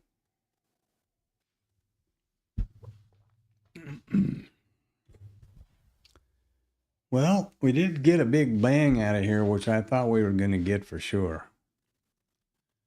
A couple of POCs later and a bunch of tops up here. I would have thought sure as hell. Of course, we've got, 300, 600 contracts out. That's probably quite a few. And we're having higher lows and higher highs now, so we could be on the move towards that IB high. And I want to point out the fact that we have still not taken out the IB stat. Damn close. We took out the IB. The IB low got pushed at about 920. Right here.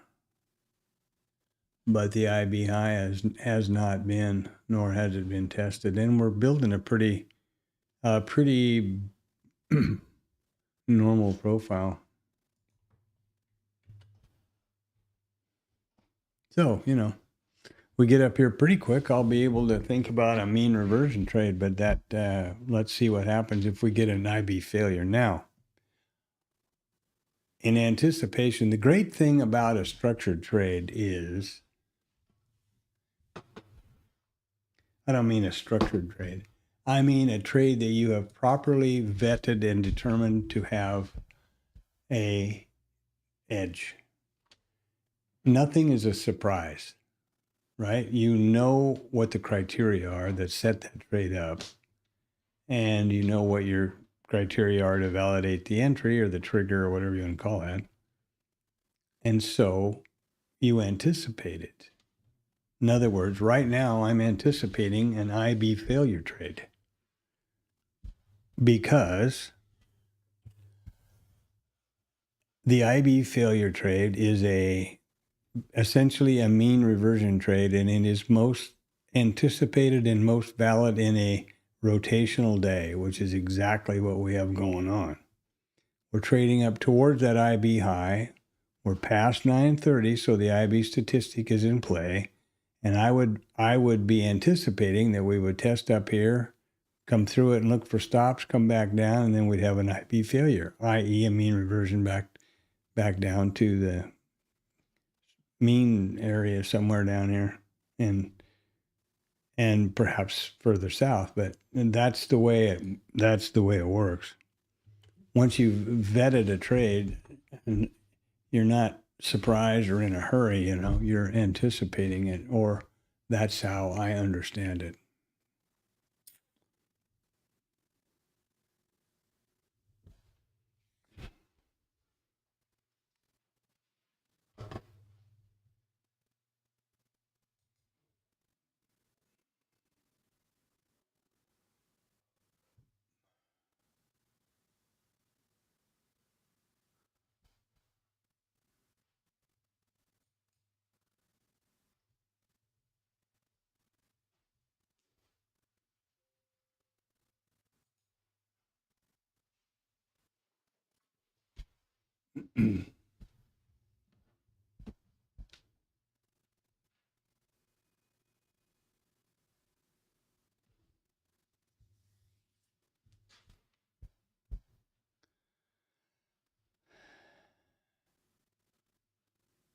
Not making much headway up here. We don't have a lot of momentum.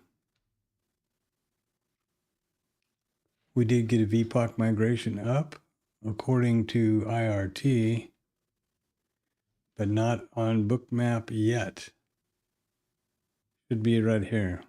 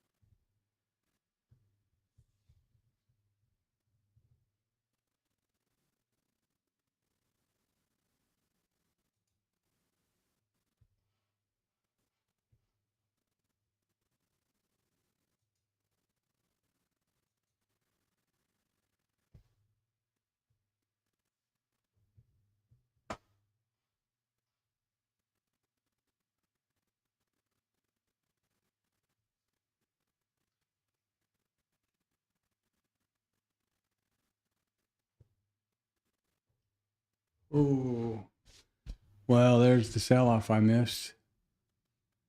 Busy looking at my journal trying to figure out how to make a screen snap and bring it over to display it here on this computer.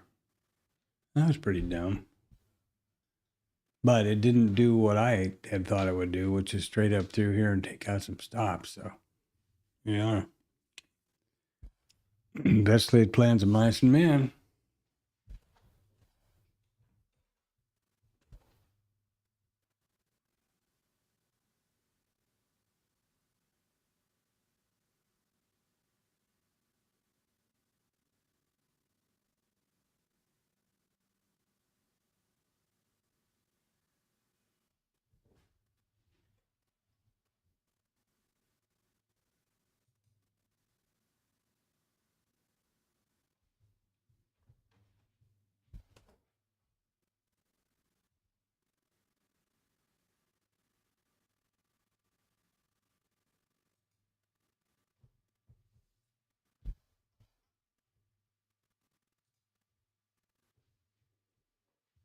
Well, that sucks.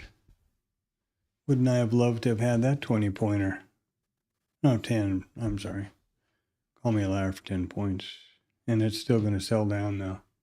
God damn it. Down to the Globex VWAP. Well, there you go.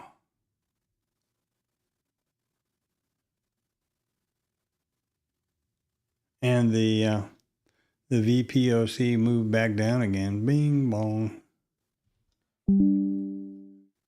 Up and down. Well, this could be a situation where Uncle Billy doesn't get a trade again. I really, obviously, we've talked about this ad nauseum, but I've got to get over this. I'm at the point of thinking that overtrading's better, you know. I mean, I've got to start just putting them on somehow, whether I really think it's an A plus, double plus, or not. And I think I articulated pretty well that what I was looking for right here, and to anticipate that IB failure. And then you see what happened right off the developing value area low, kabam. Sucks. Now let's see if I can get the that screen snap thing that I just tried to do. Was busy doing and not paying attention to this.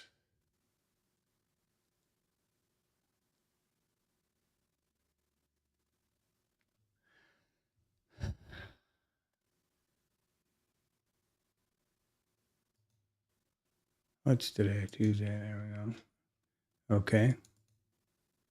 So here's a screen snap of my journal thing where I do my vetting because I haven't been able to figure out Python properly. And this would be this is for this particular account, shows all the exit names, and this is for an IB failure. Strategies. There's the stats expectancy is 8 handles, 65 to 35, maximum efficiencies, 2 different directions. And here is the efficiency expectancy for each one of the exit types. So of this total amount of trades, there's an expectancy of whatever that says. Expectancy of 8 ticks, and this is how I try to do it. And it shows the trades. Now, each one of these are executions, right? Not a trade. For example, if I enter a trade and have 3, scale in 3 or 4 different times, that would not be it. Every round turn is one of these. That's how I'm trying to figure it out. I don't know. So essentially then I would expect that I have about an 8-point expectancy and win rate of 65% on this IV failure. That's what I'm trying to nailed down. That's how I see vetting a trade. Look at here now. Double bottom, VWAP, up we go, schmerp-de-derp. A lot of that today, isn't there? A lot of up and down. Be interesting. Well, when you get over to Tom's stream there, you can hear what he's got to say about it.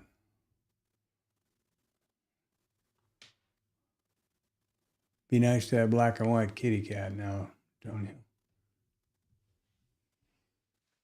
We'll call her Pandita.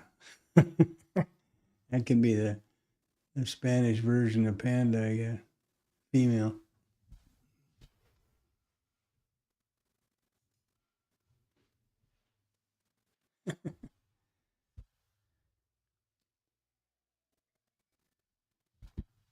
I lived in several countries, different languages, and I am unfortunately a language donut. I don't, some people are so good at picking up languages, and I want to so badly, but I for some reason it doesn't work. Plus, I don't hear very well. I guess that could be part of it. Lived in Angola for a while, so I got some Portuguese and French islands, a little French, and some Spanish from the Caribbean and stuff, but I'm not, it's just basically street crap, and I'm not, I don't have a second language really at all, and I've always felt really bad about that. And, that's really, and you are obviously at least bilingual, because I'm sure you're speaking Spanish or Portuguese maybe, and English. I've always felt bad about it. And I'm getting to where I'm getting too damn old to do anything about it. And then hearing doesn't help, or the lack of, I should say.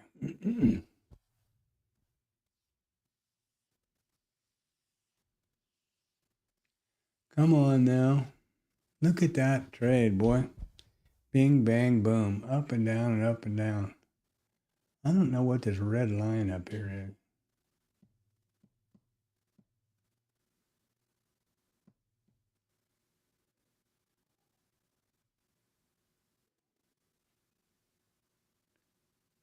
Yeah.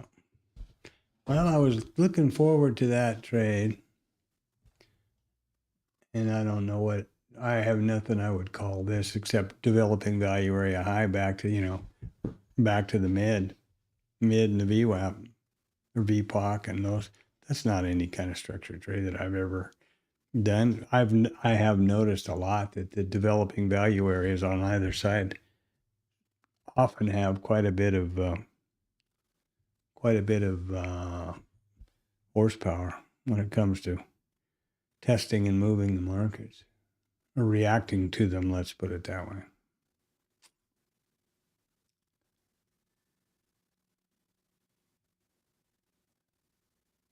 Oh, okay. Cool. Oh, cool. Yeah, Portugal. I always wanted to get there. I lived in Angola for years. And obviously it's, Portuguese, but I don't think it's at all good Portuguese. I think it's been pretty much bastardized. That was what I always heard from the Portuguese people that were there and the Brazilians that were there. So yeah, Portugal's great, and the cost of living super, like Faro and those places. I'd love to get over there. I never made it to Portugal, but yeah. And yeah, the Spanish speaking, when I was in Angola, I was with an outfit called Transafrique. We were an airline that was the largest carrier of food and medicine for the World Food Program. And plus some other stuff we did there too. We had a bunch of C-130 Hercs and 727 freighters. And we had one Herc leased from Bolivia. And the crews, all those guys all came over, and all the Spanish speaking guys, within about a couple of weeks, they were all just doing great with the or communicating well. I don't know well enough to know. I'm sure a Portuguese speaker like yourself would think it was terrible, but they got along fine in Angola. So that was an interesting time, and that's during the war. I was there in the 90s, when the war was still going on. So that was pretty interesting. DeSantos and Savimbi, the NPLA. Diamonds in Zaire, and it was crazy time.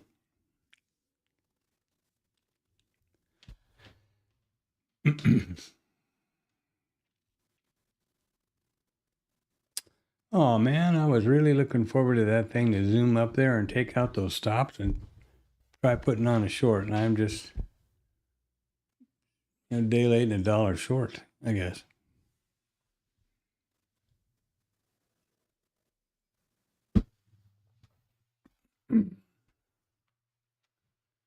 Yeah, I've even now would like to get back to, but I don't, I would not want to insult anybody trying to speak Portuguese to them, but I would love to live in Portugal. Food, people, weather, cost of living is good, but we're in the middle of getting visas, green cards, and citizenship for my wife and daughter, and then our daughter graduates high school this year, so we'll be. Plan is to go head up to Colorado, back to Denver in that western area for a while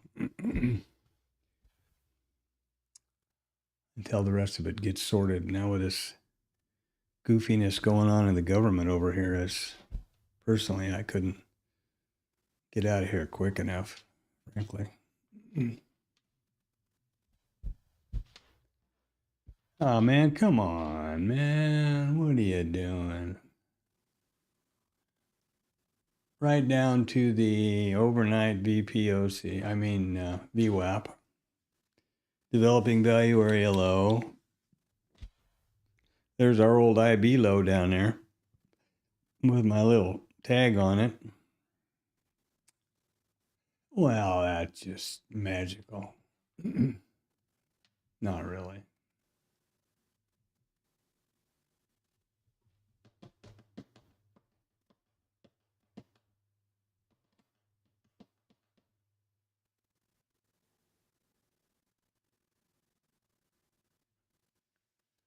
And nowadays, of course, Americans were not always necessarily welcome everywhere. And I lived out of the country long enough to really understand the ugly American, thing. Sometimes I can't tell you the number of times I was like embarrassed to be in that situation and hear some of these crazy people. And now with this crap going on with Trump and everything over here, it's going to be even more or even less welcome to go places, which just sucks, because there's a lot of people here that don't believe or feel that way. Unfortunately, as is usually the case, it's the screaming idiots are the vocal ones, right? Oh man, come on. Now I just want to short this damn thing and get a few shekels off. And I've been trying to set a thing for myself of like at least 1 or 2 trades a day. And I haven't been getting them even like that. I'm all waiting. And then I start thinking, well, should I just do it anyway? And that's not right. I'm trying to stick to my principles and my procedure. And this is definitely not a place to short. This is a textbook definition of shorting a hole over here.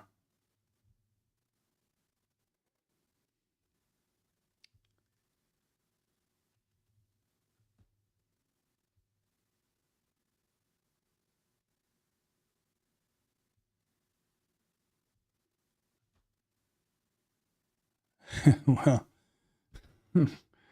tudo bem, bom dia. Yeah. And of course, the Portuguese that I did pick up from Angola, you can imagine what a great quality that is. The Rua. That was a fun time. Crazy, but fun.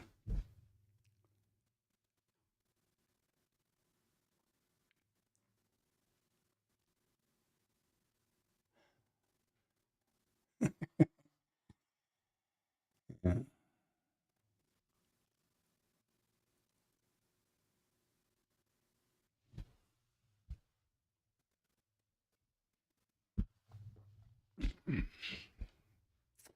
Oh.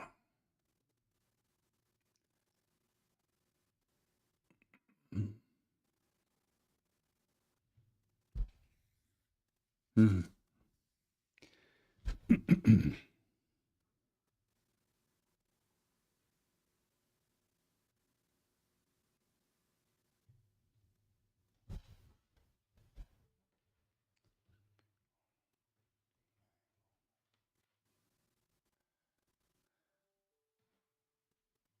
And at this point in the trades, at this point in the market, it's like getting worse and worse into a hole as far as opportunities either direction for me.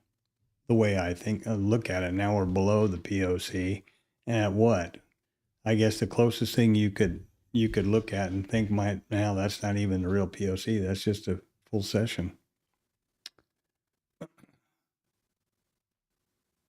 Back to the back. I don't mean POC and the global or the VWAP to the mid POC. That's nothing. This one here, why didn't you just run up there and take those stops, and then I could have had an excuse to short the damn thing.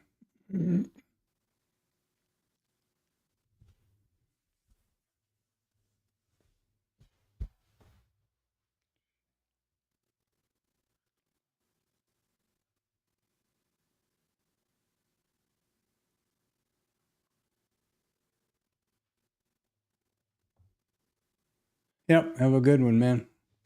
Have a good stream. And nice talking to you. I'm envious now you're in Portugal. You pissed me off. I'll send Pand over to sing to you. I'll teach you, boss.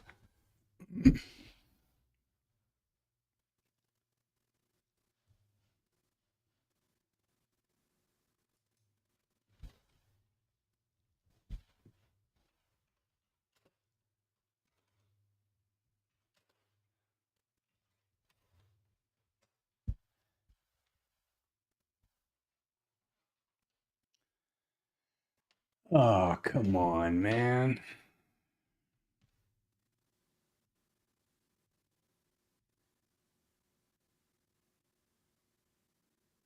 Are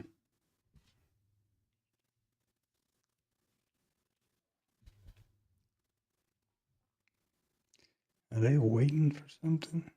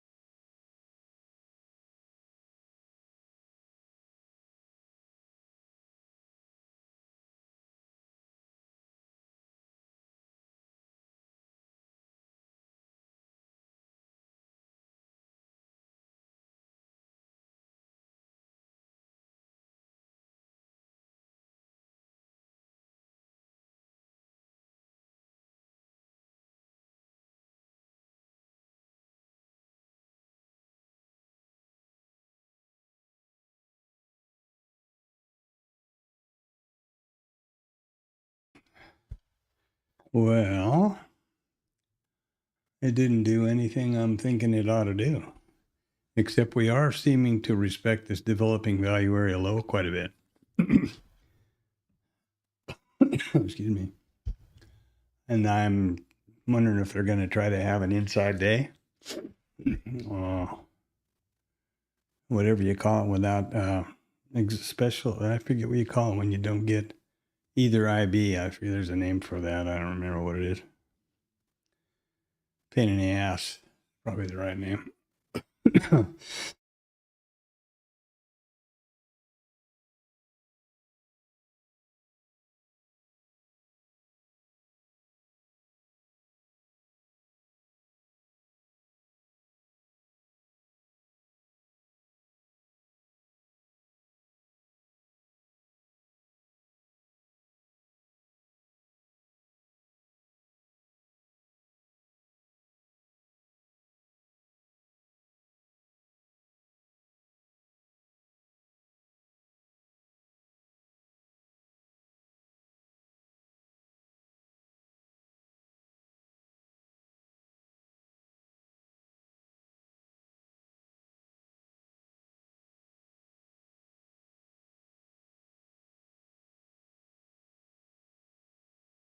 One thing that's important to understand about the IB and those statistics is that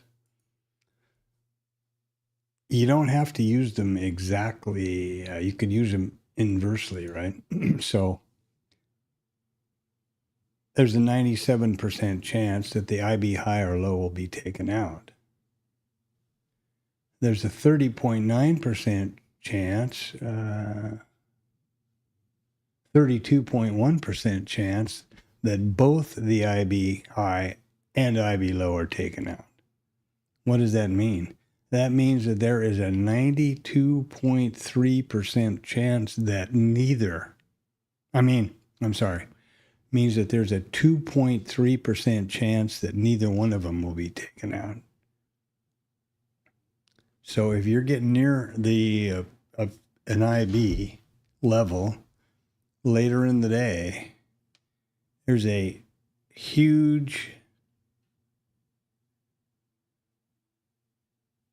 probability that it will be taken out because there's only a 2.3% chance or probability that neither will be taken out. If I explained that right.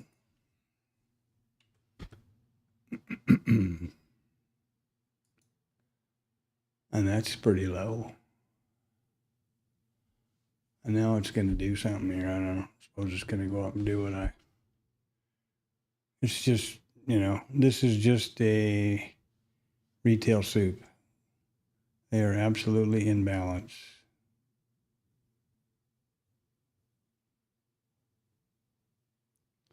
Can't remember what you call that.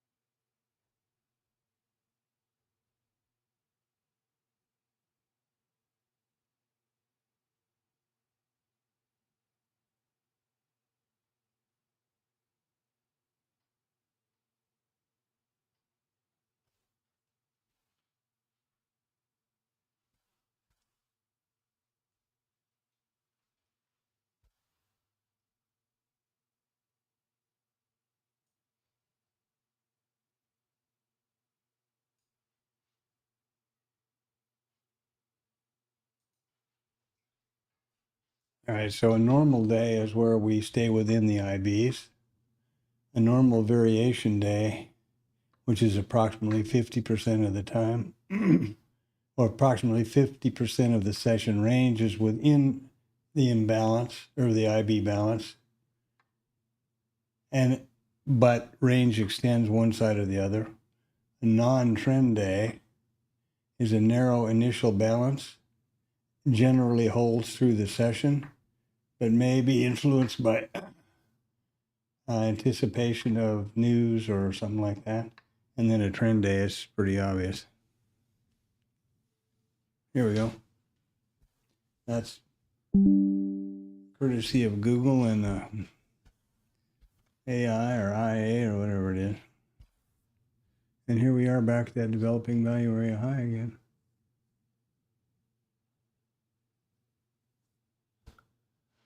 So, lovely.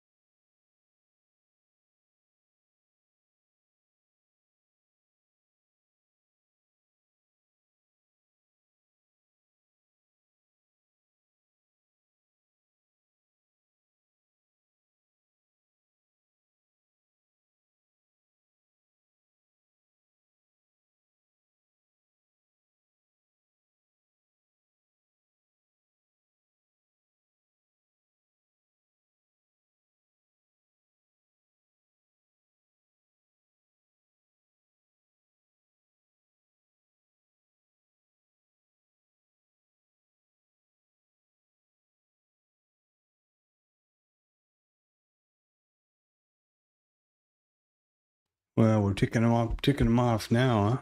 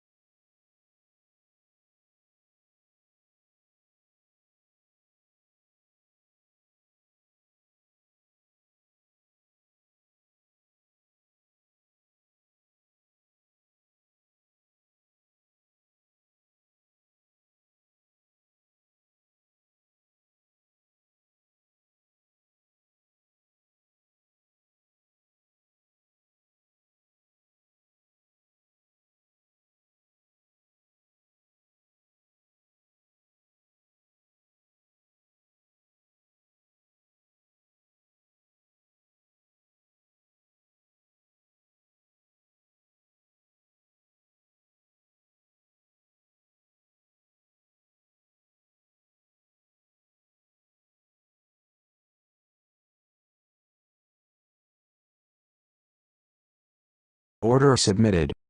Order submitted.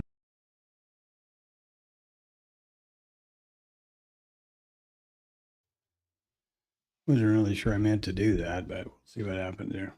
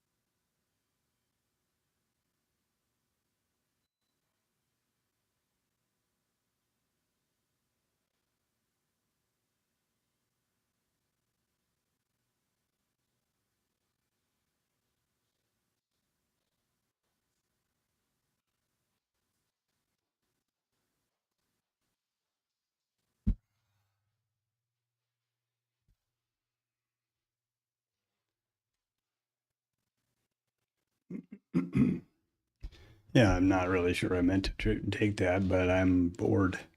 Not very good reason, but they get through this liquidity, maybe they can get it down past the IV low.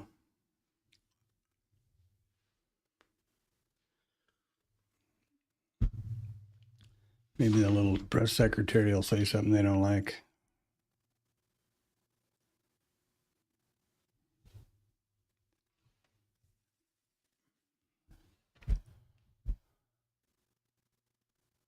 Didn't look like it though. And this is a bad entry location here. Should be at least over the top of that swing high.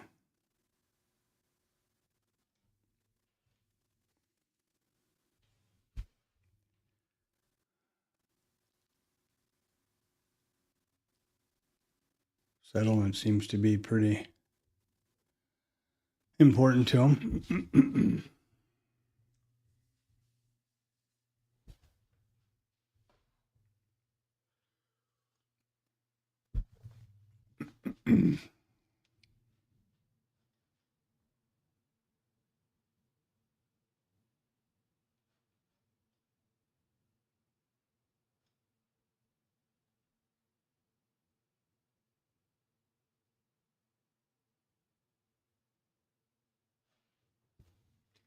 Yeah, it's a real poor location with developing value area low and all this liquidity right up here.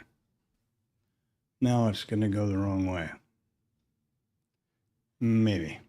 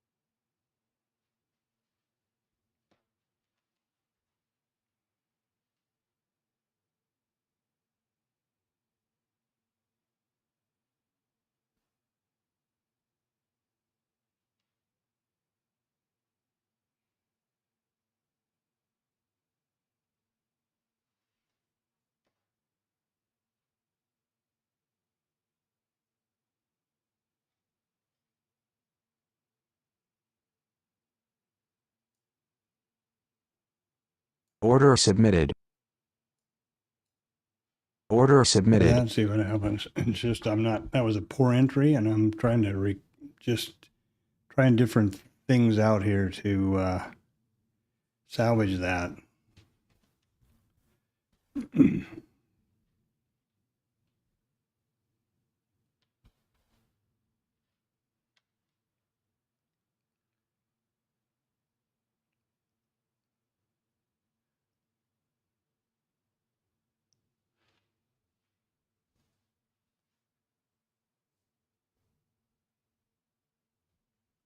All right, so there's T1. That's pretty good.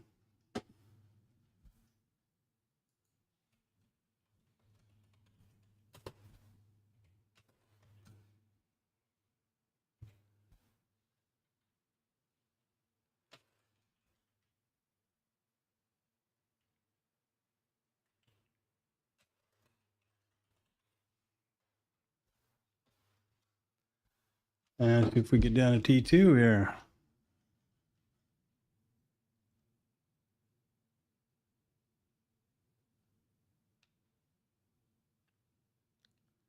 Be a new low of the day. That'd be quite a stretch there, I guess. Maybe not. Value area low. Might bring this up just to value area low. Order submitted. I should have done that before. Darn it.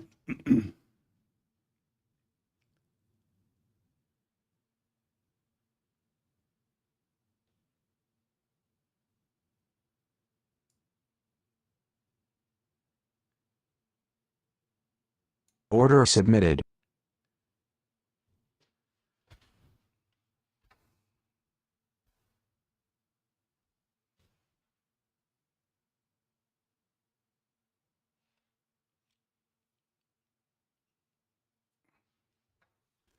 Gonna get to T2 here now. Maybe not.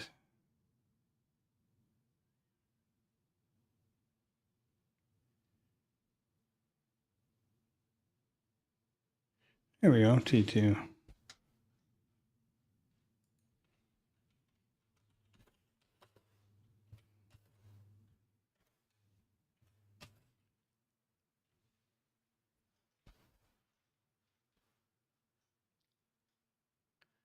Now, I think the possibility of getting to T3 is pretty slim. Well, by golly, it's the overnight low. Never know. Leave it on down there and see what happens, unless I get taken out here on this bounce. But there we go.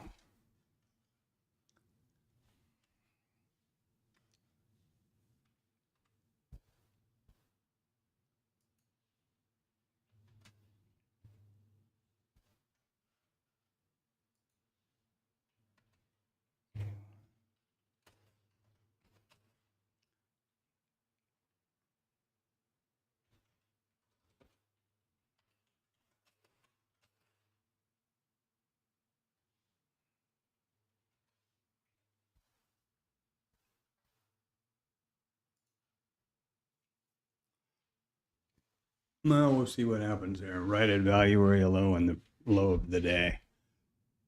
That's kind of pushing it a little bit. That was a real poor entry on my part. It just worked out amazing. That's called luck, is what that's called. That's called luck.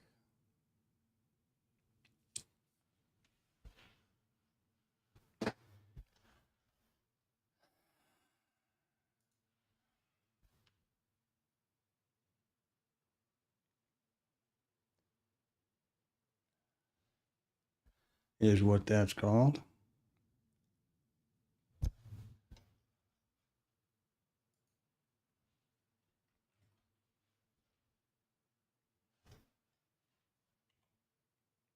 Trying to get these snaps all right here. I try to make this record of everything, which goes in my backup, what do you call it? Backup snap. And then I put criteria across the top of these. What was the open type? What was my entry thinking? All those kind of things.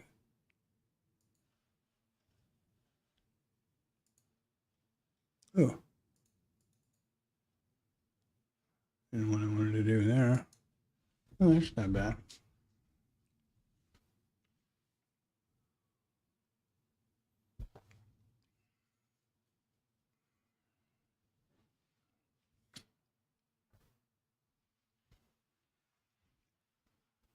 And if I'd have been quick, I could have done that on both of them.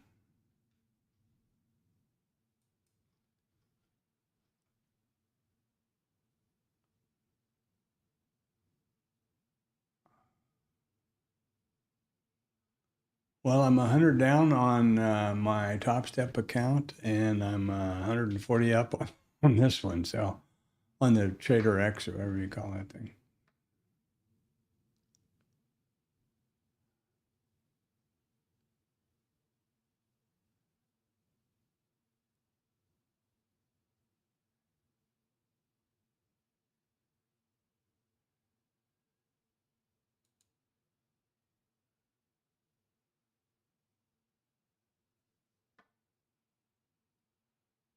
Oh, missed it. Oh, there's in.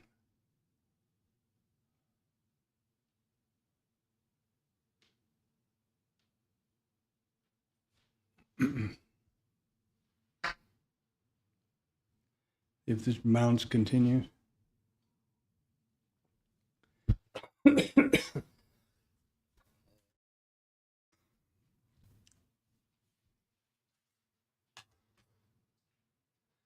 Now, if that would have been minis, that would have been $1,400.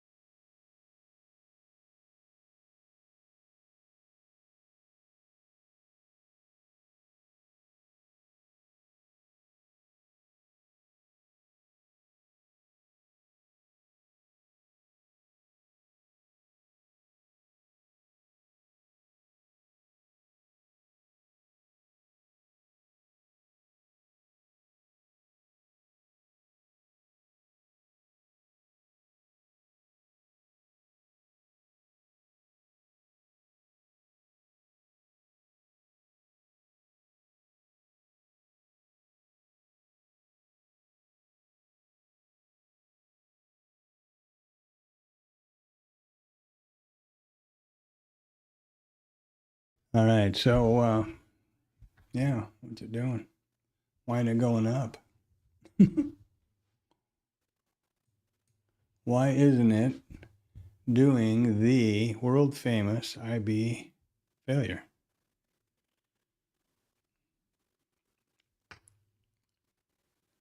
That's what I want it to do.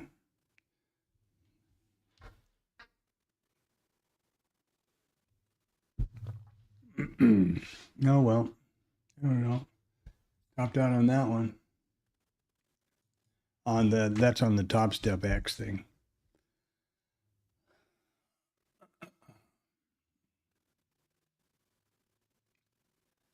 That's pretty weird.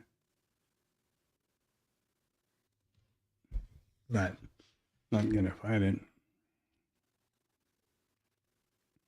Still in the middle of this press secretary, I suppose, and then at the bottom of the hour, the orange one is going to be speaking, I think.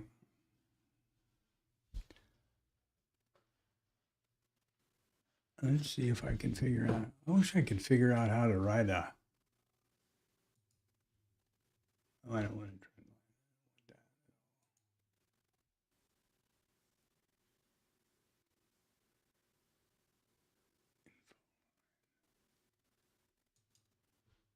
Info line, huh?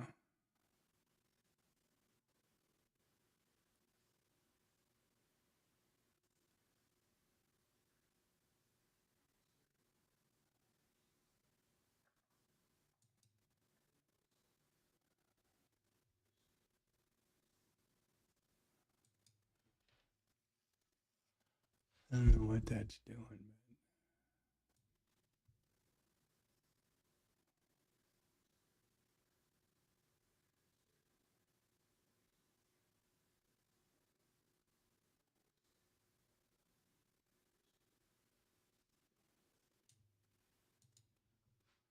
That isn't any good. I don't know what that even means. Oh, I do know what it means now. Okay. Not what I thought it meant. Well, that sucks. Now it's going to take me out, and then it's going to probably turn around the other way.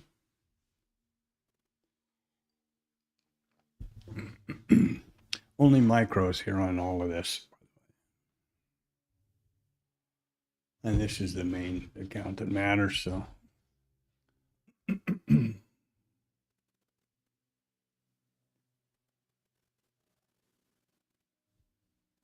Yeah, that was a late entry, but lucky.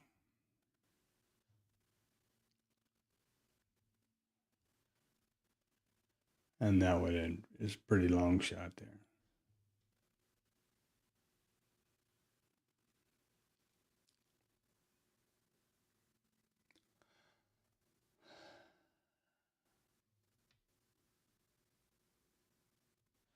Trying to figure out how to put just a line on this stupid thing.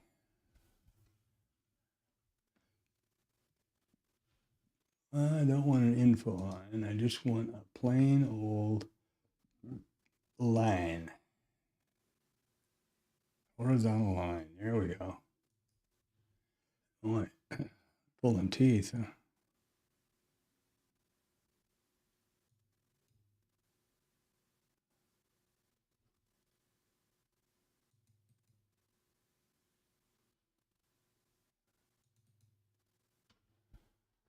Text below.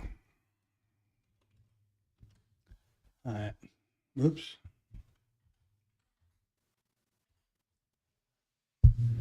Gotta stop doing that. And I don't want it to be blue or white, either one, actually.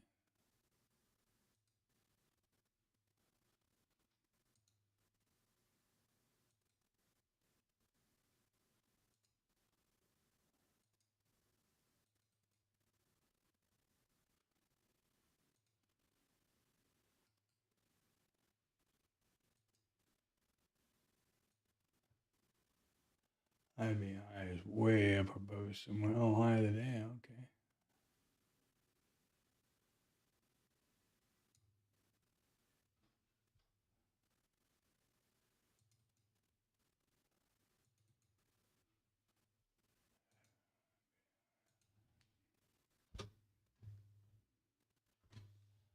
Okay. Okay. There we go. Oh, but it didn't work. Oops.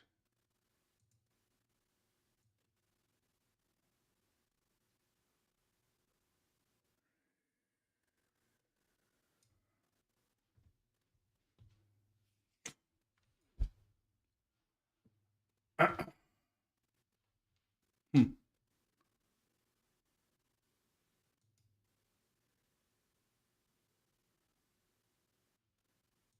I don't seem to be able to figure this damn thing out.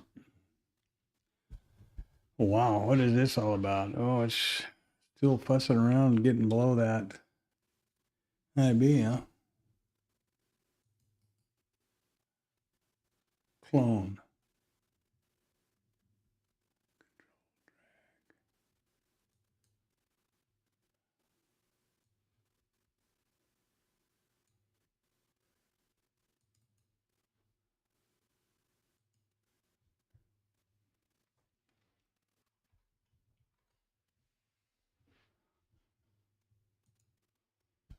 Okay.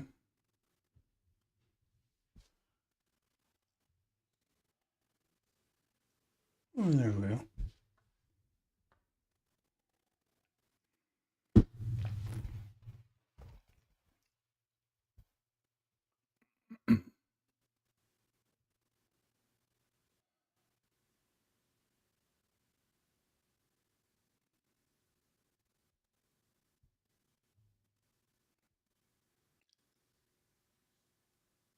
I wouldn't know what to say is going to happen here. Therefore, I'm not going to say anything.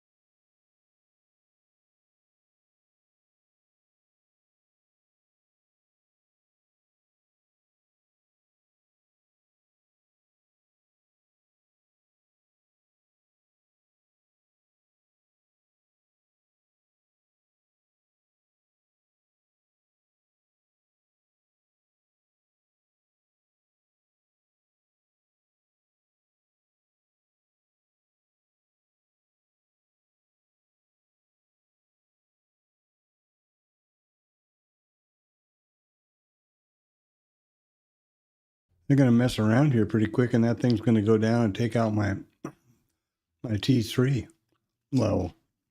That'll be kind of disappointing.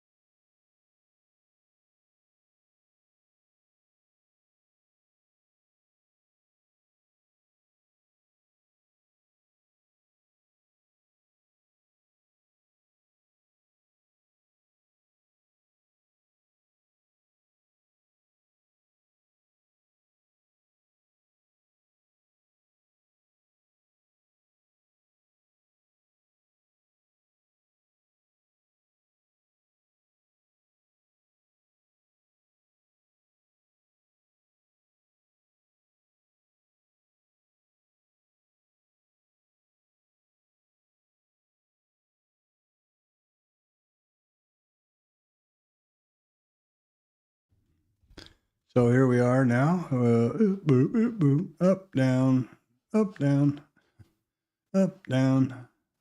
I guess this is down, up, down, all within this one candle. Like I said, I would be pretty gun shy to get involved here now with the orange one is going to be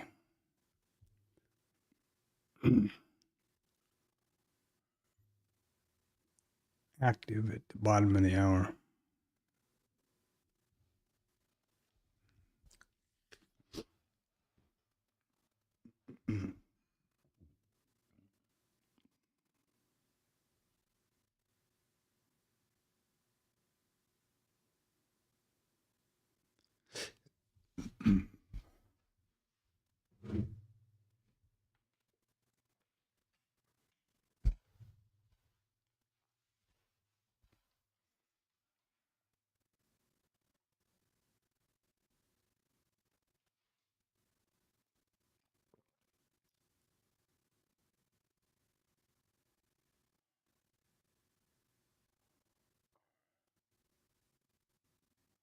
And having said that, remember that this is 12 points, 10 points anyway.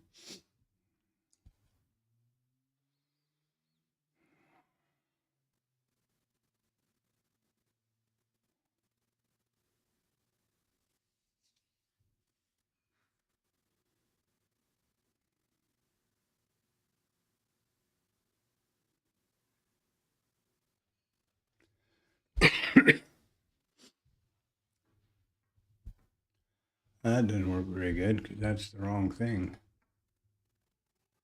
If you can do a horizontal ray.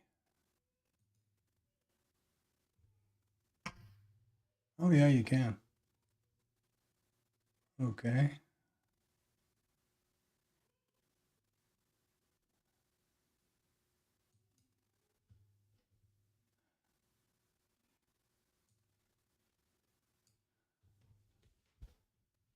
Cool.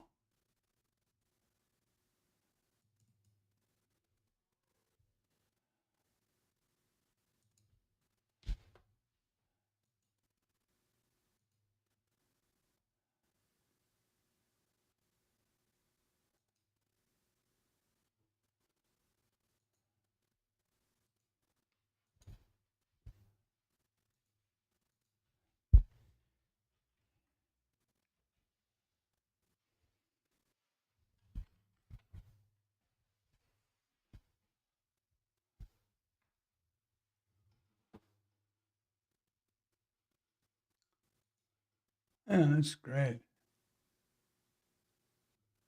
I think. Let's see here, text. I don't want that to be white. Or gray, maybe. And where do you put it? Coordinates, visibility, style. Okay.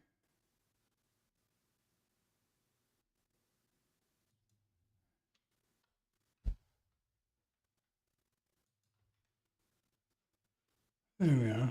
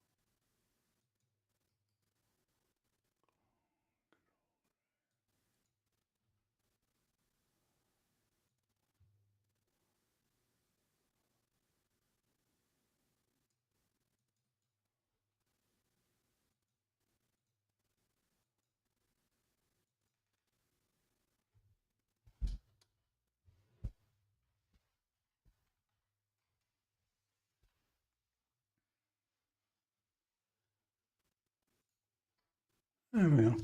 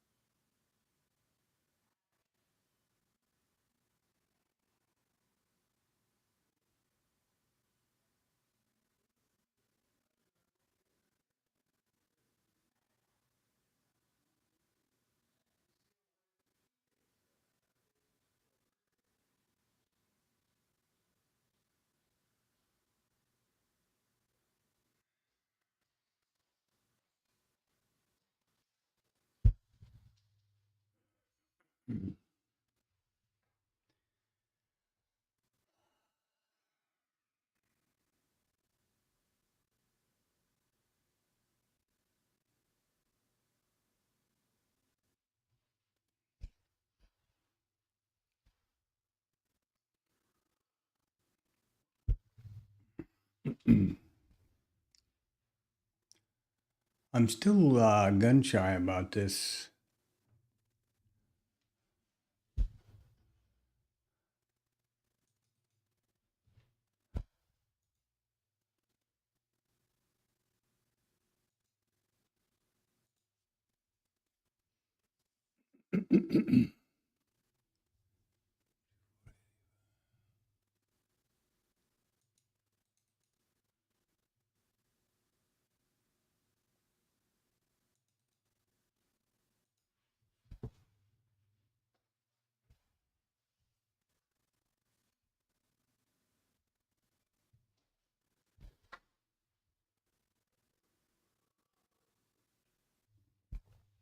What we're doing here, you see, is pulling back. We got lower lows and lower highs. All this way. Or if you want to look at it over here, that's the trend, right?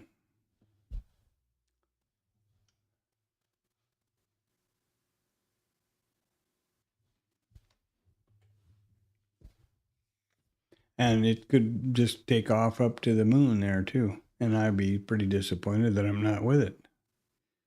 I'm happy that I'm got what I got, but it would be nice to have another 10 handles there. That's what that would have been. Actually, so in there somewhere, 10 handles. Pretty easy.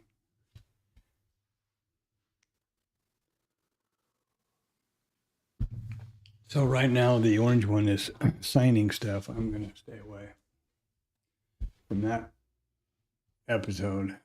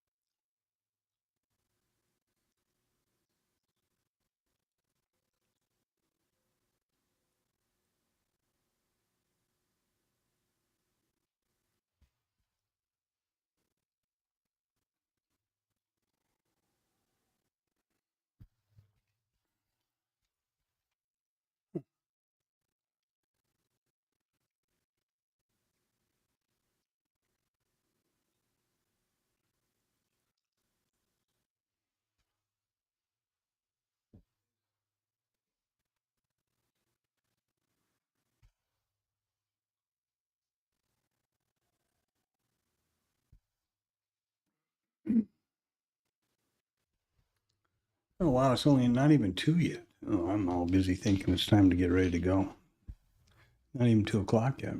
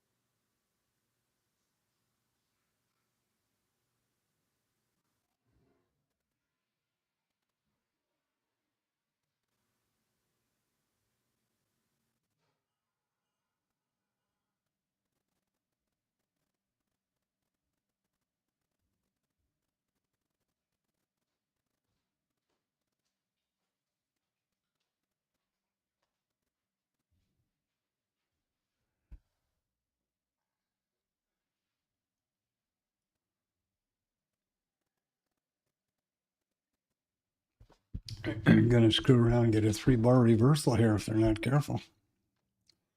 Or if I'm not careful. Somebody's not careful.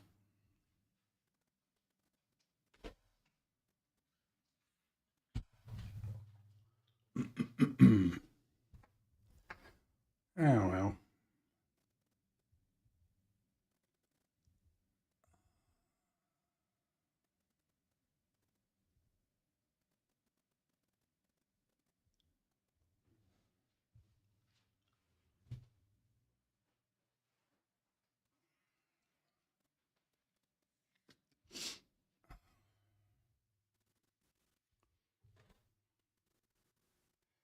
I wonder if Howdy Doody's done yet.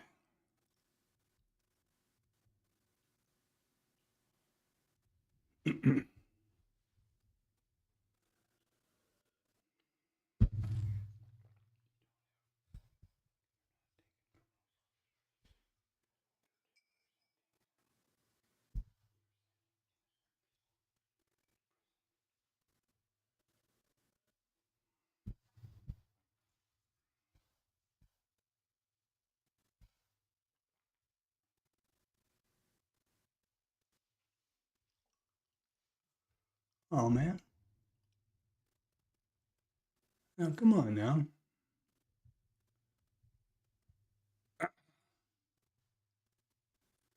Same thing is going to go down here and do it again if it looks so.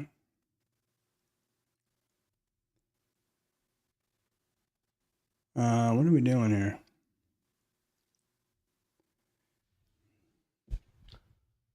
The NQ is ticking up, so that's good.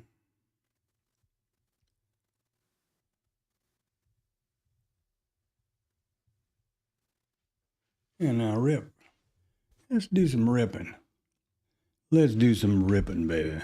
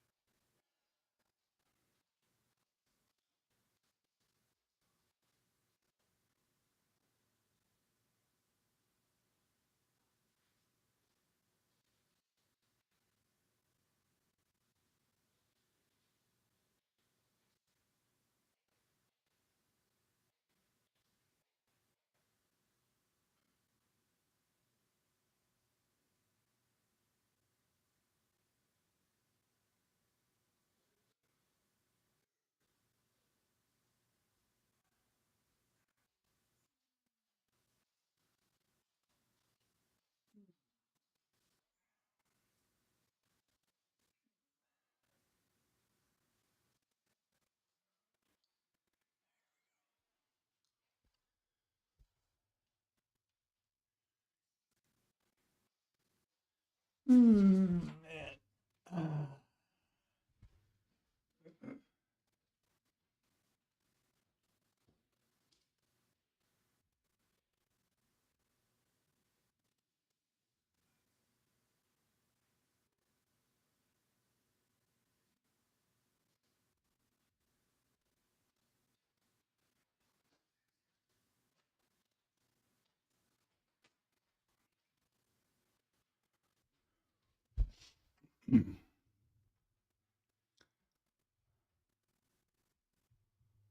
Well, let's see what can happen here now.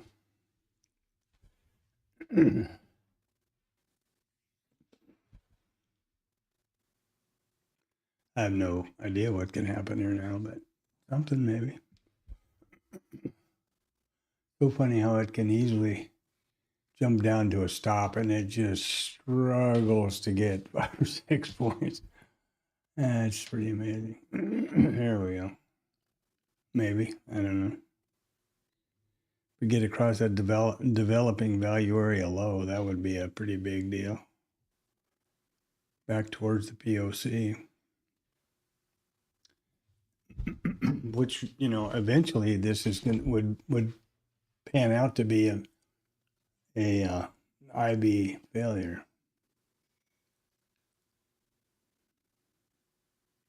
But it just can't make any headway. The minute it gets up around that area of resistance from or support from before and resistance now, it falls on its ass. And who knows what is up in the Oval Office.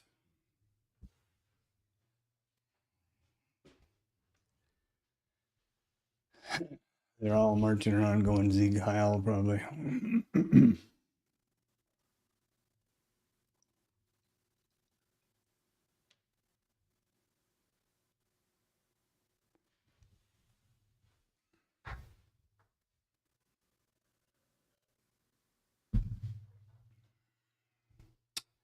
I'm not in the trade on, obviously in Bookmap. It's on the TopStep X.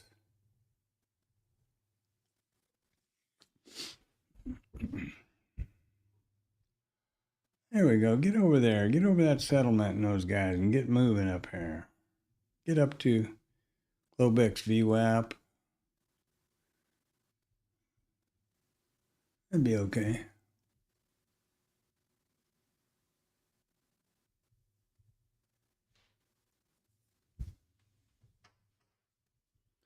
Actually, that would be a long way from okay.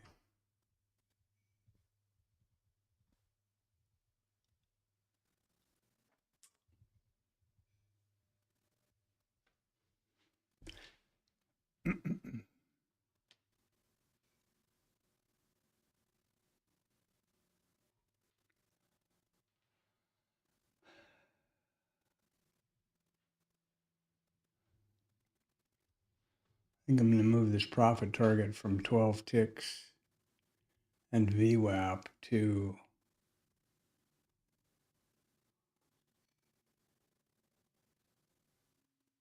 mid, maybe. Let it run as far as I can.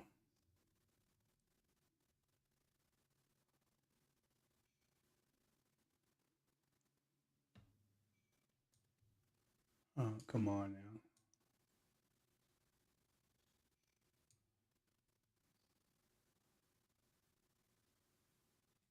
See if that gets going.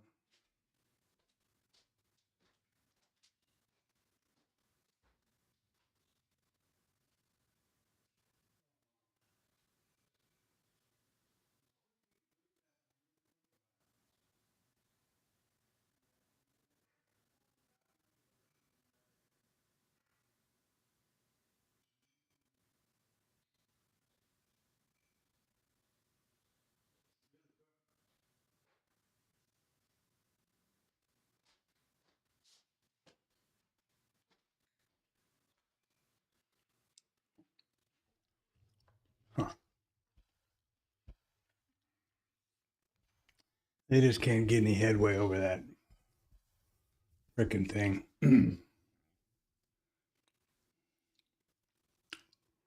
Oh well.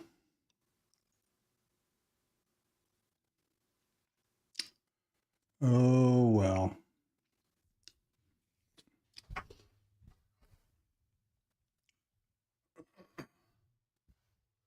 We'll see if it gets there, and if it does, great. And if it doesn't, also great. What I'll be doing is trailing up. I moved the profit target up to POCs, 56 half. And when you stop and think about it, that's only a little ways up there, you know? Compared to the way this market's been jumping around, that's basically nothing. But they can't get going now, so. And it's 1400. Ooh, we're in the power hour now. Now what are they going to do? Take it down, take it up, take it all around? What? The world famous power hour.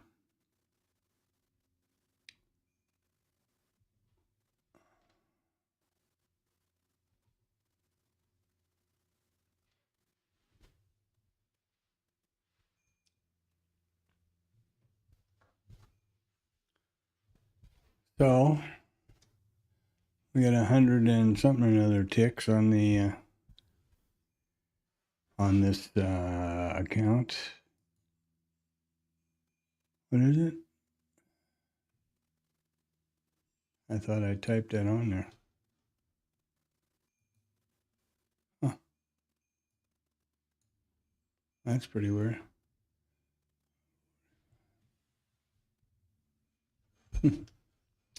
I thought I did that.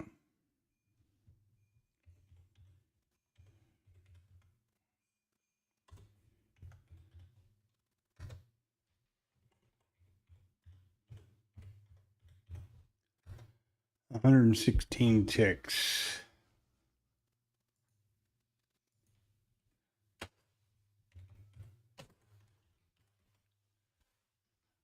Okay.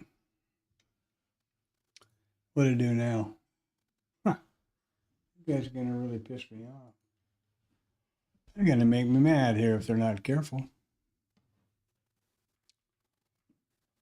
Get going up. What is the matter with you guys? Girls?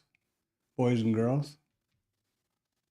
The pattern has been, if you notice, it's a consolidation in a big down candle and then consolidation in a down candle. If they do that now, they're going to stop me again. And I was up, 6 or 5 or something points there a minute ago. Now we're down 2.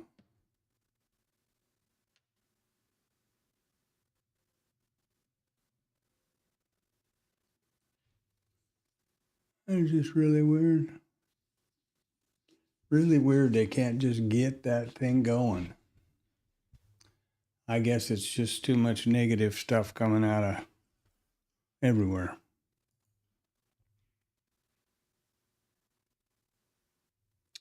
And the high time frame don't seem to be too concerned about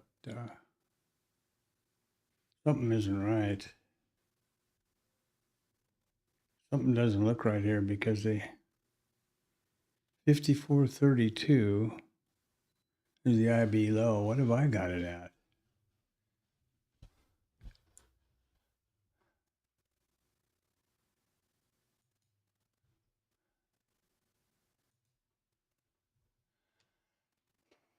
I don't want to do that.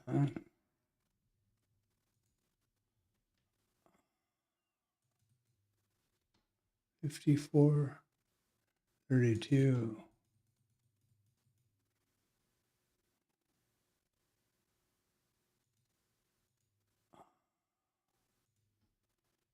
Okay, that's better. Well, now I had the IB higher than it's supposed to be.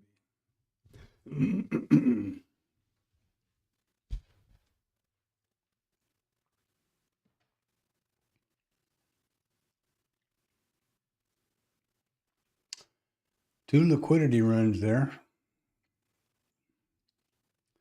This and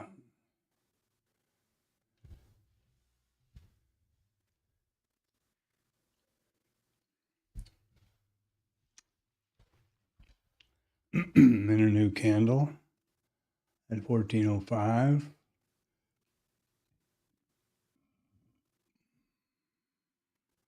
Look alive, 1405. No, it's 32 half. I think. Let's see what exactly it is here. 32 half, right. Yeah, what it's in.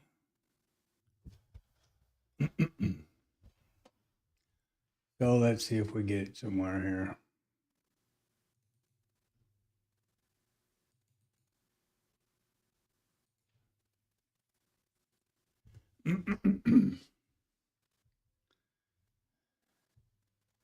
I don't hold out much hope for this thing taking a run, but you never know. We've gone through settlement twice, 3 times. Not that that should have any kind of monumental bearing on today, especially this time of today. I would think we'd get up there and test out the, I would like to see us get back up towards that VWAPs and mids. That would be super. And you never know what's going to happen. We got MOCs at 50, at the 50, and there's some liquidity stacked up in here around the 43s, 44s, 40s. So it's 41, 2, and 3, I guess.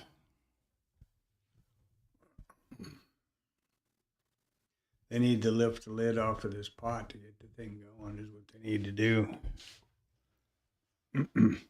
They got a lid on it right here. For whatever freaking reason. I assume that's to get more inventory, but and then go up with it. I don't know, but if I wanted to accumulate inventory at a lower price, what would I do? And I had deep enough pockets, I'd put some pressure above, I think.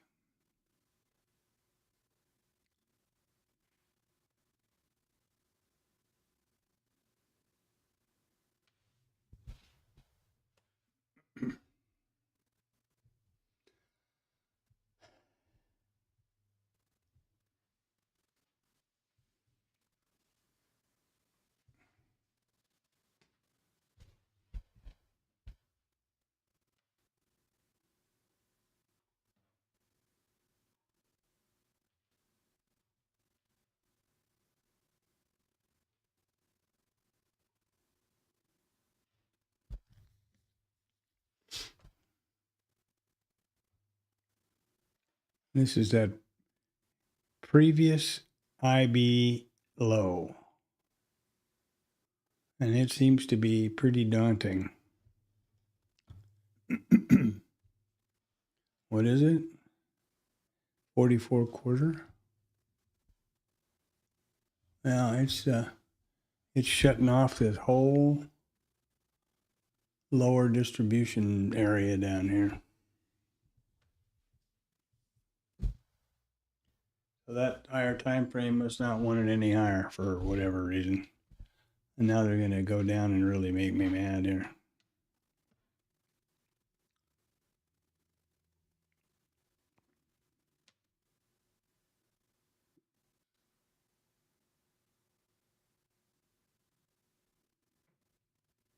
Or not, who knows.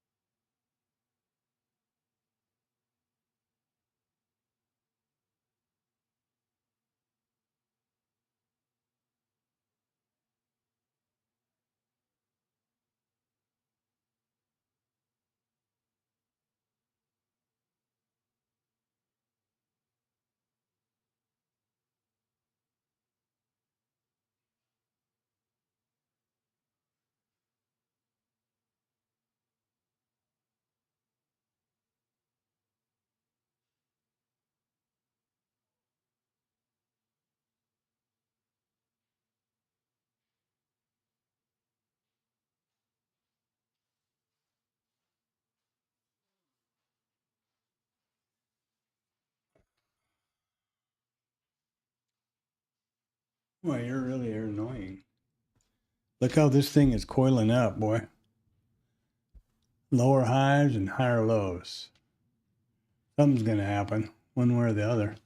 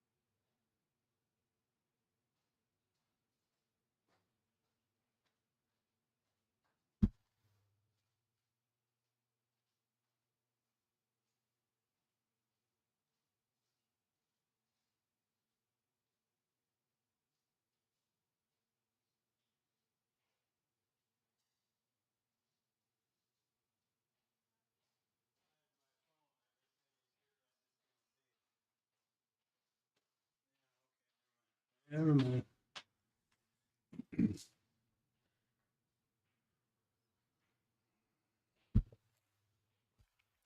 Yeah, so that's quite the coil we got going on here. Hard to show on this book map, but you see we got higher, lower highs and higher lows. If you were to draw a trend line around them. Get over there now. Get ripping, buddy. Just rip up there and show everybody who's boss. That's right. Trump's wonderful. Let's go. Yeah, prove to everybody how wonderful it is. And I'd say that'll. I'd have to turn my monitor on side so it can go down far enough.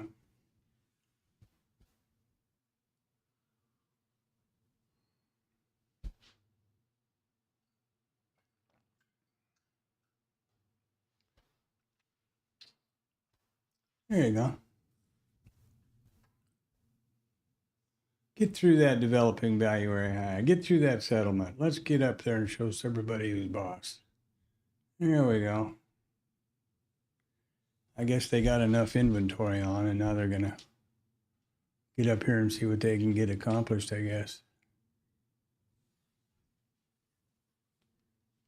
And now the big question comes, how do I trail it?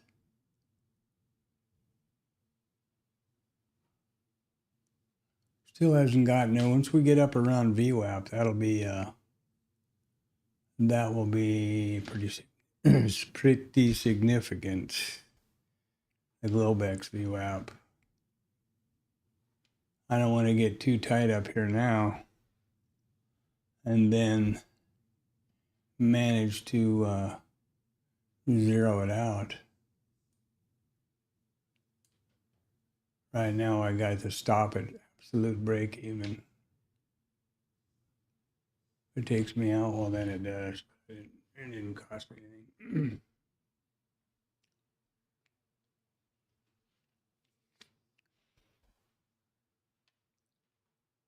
Well, that settlement and that, I'll tell you that, straight up to that old IB high. And that's as far as I got each time. That's pretty amazing. Right here. Boop, boop, boop, boop. And I suppose more boops if I look back for far enough. Now maybe we'll get some horsepower out of it. Get through there, get that lid off. So you see how the liquidity lifted off and it isn't really trading out?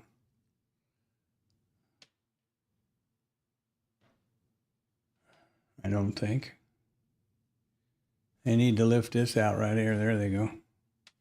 Now we'll get this 120, 130 out of here and take the lid off the pot.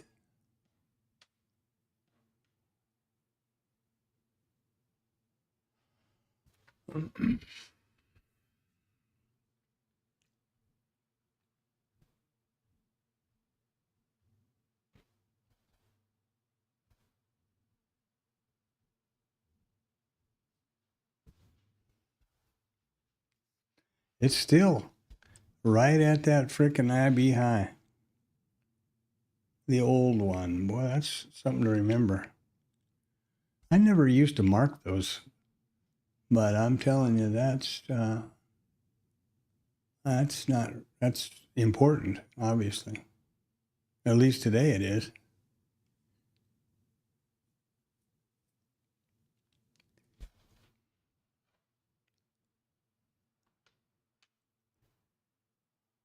At least today it is. Now get up there. I'd like to see 20 points there. I've got my target up at 20.75 points at 54, 56 half. You know, that's above the two VWAPs and right below POC. No idea what will happen with regard to the market on close orders or any of that. They got to get around this 54.75 level here pretty damn quick, because that seems to be real sticky. Sticky Vicky. There we go. Come on. Get going. Bust out.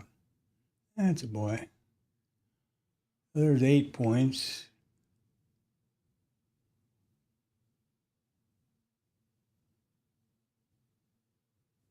Come on. Bust it up through there. Show everybody who's boss.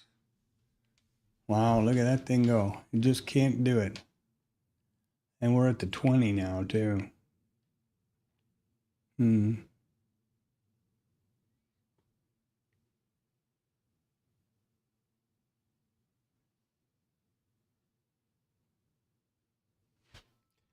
what the boy, it just can't get over that. Isn't that amazing? So for this account, I'm up 113 ticks on this trade right here. And what I'm doing is I have a TopStep X up on my upper monitors, which is now up 7 points. Boy, if they can get through this thing, though, and we get into these, here we go. Get through there. Show 'em who's boss. Come on, eat that up. I can't believe who's sitting on that. That's amazing. And it's not showing an iceberg either. They are refreshing the hell out of it, though, because this thing hasn't dropped too far away from 130 in forever.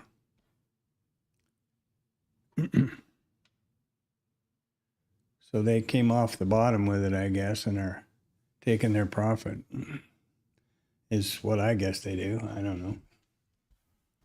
I want to get up to at least 10 points here. I'd like to get more than that. I'd like to get up to that 20. That'd be great. At 54.56 half. Right there. Right there. That's where I've got the target on the upper one.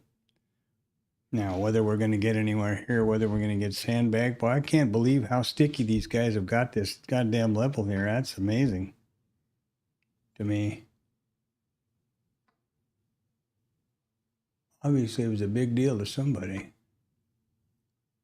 That's the previous IB high.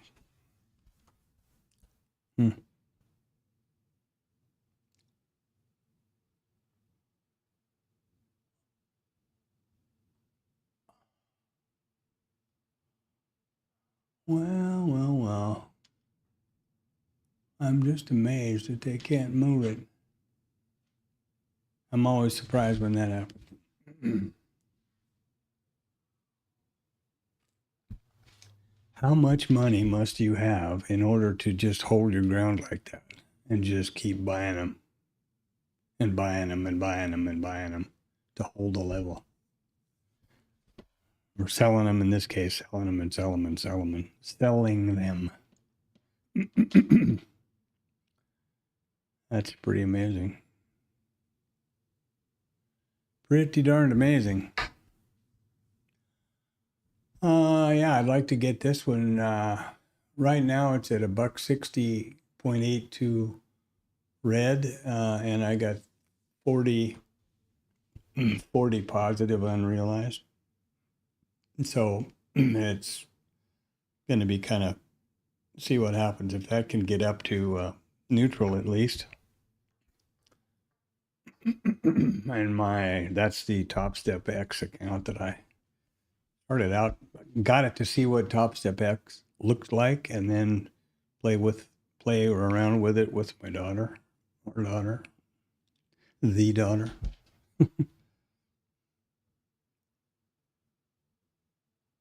Okay. Still 6.5, 7 points up there, positive. And I've got to stop at scratch. But boy, they can't get over that line. They've hit it 1, 2, 3, 4, 5, 6, 7, 8. They've hit it 8, now coming up to 9 times in the last 30 minutes. In the last 35 minutes.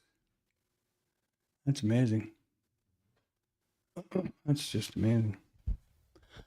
And here we go, hitting at it. Here we go, beating on it again. My theory about this is it's like beating on the bottom of a bucket with a hammer, right? Pretty soon you knock a hole in it.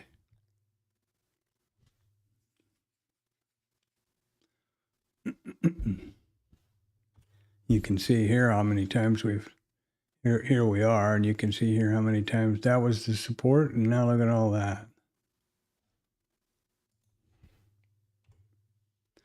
And sell off. Got up there and shoved it back down again. Wow. Now they're going to go down and take my stop, probably.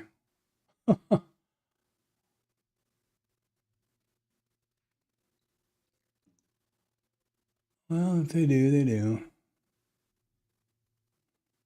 Would be fun if they didn't, however. I would like to see it run, but it doesn't look like that's going to happen anytime soon.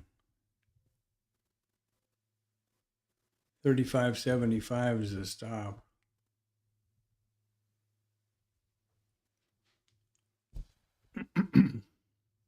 So it wasn't the best of entries, right?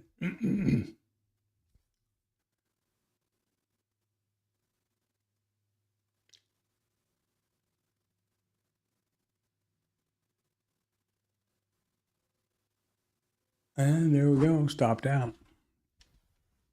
Wow, that's pretty, stopped out for scratch, but still, that's just freaking amazing to me when that happens.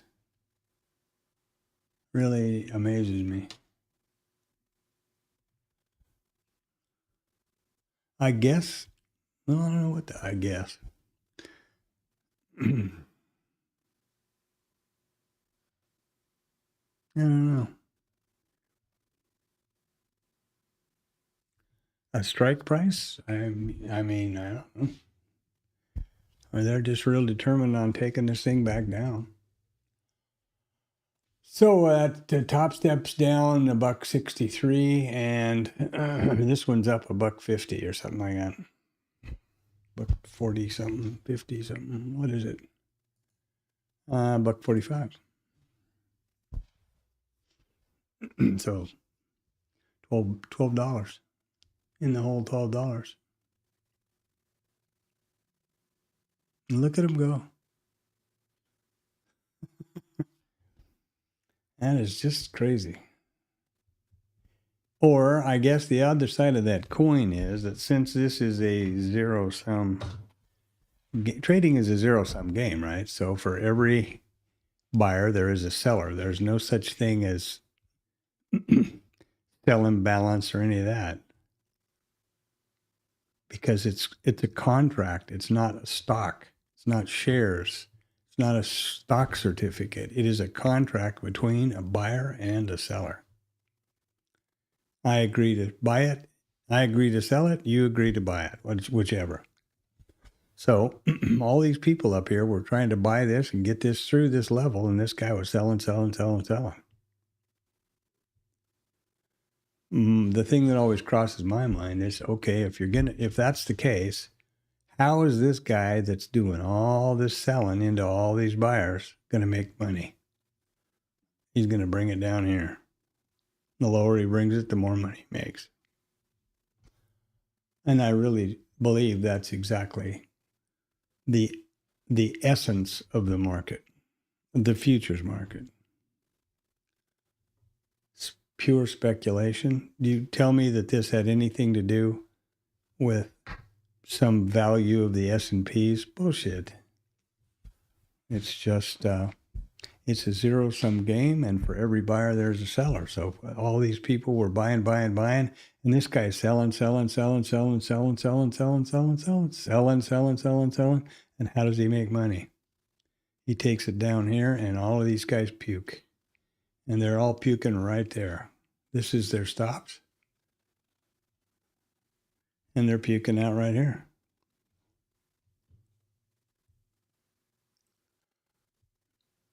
Ironically, just exactly at the overnight volume point of control and just below close. And the VWAP, and the IB high and IB low. So, and I don't know how you get around. I don't know what you do with that. If you're long off the bottom, which is an asymmetrical trade, makes sense. What do you do here? Hey, Panda. I guess there's nothing you can do here other than what I did, which is get my stop up to break even and just see if it breaks loose or not. And then you get taken out for a scratch.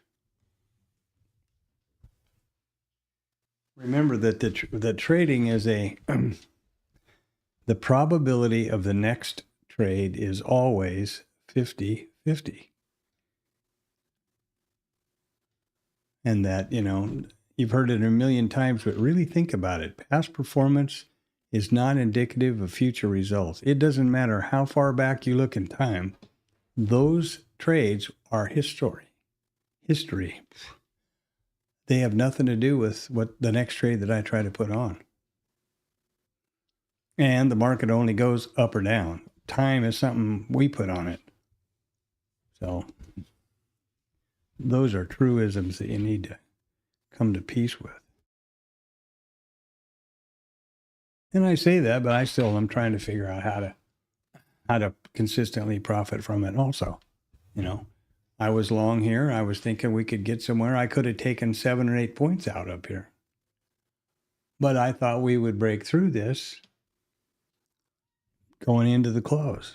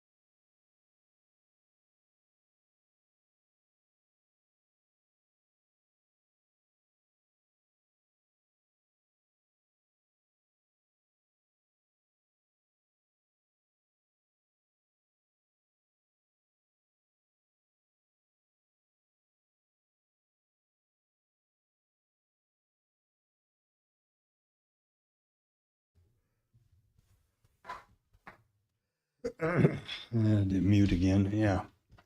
So it's, look at here. There's 281, 418, 127, 450, 180, 220, 715, 386, 365.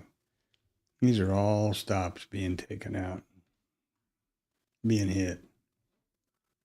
All these people that are picking the bottom, looking for the reversion to the mean, are getting clobbered by somebody who's really proud of himself.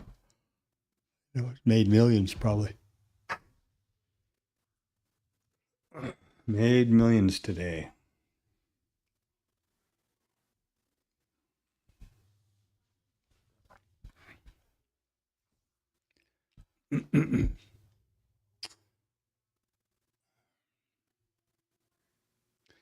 And 34. So the MOCs are at 50.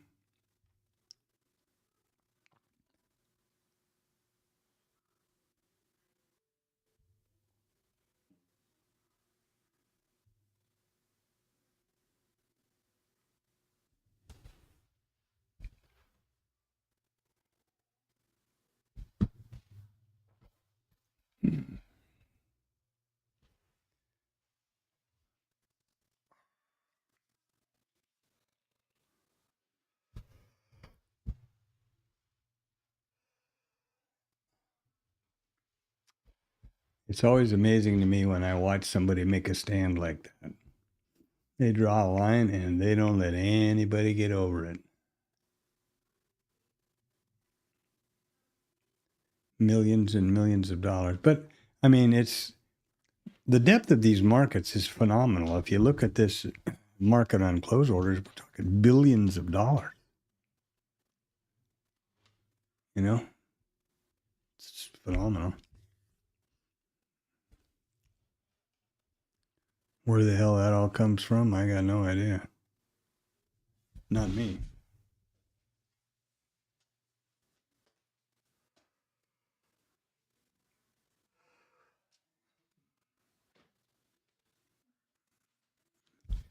You know, I'm happy to get 20, 30 points. Well, 114 ticks, whatever that is.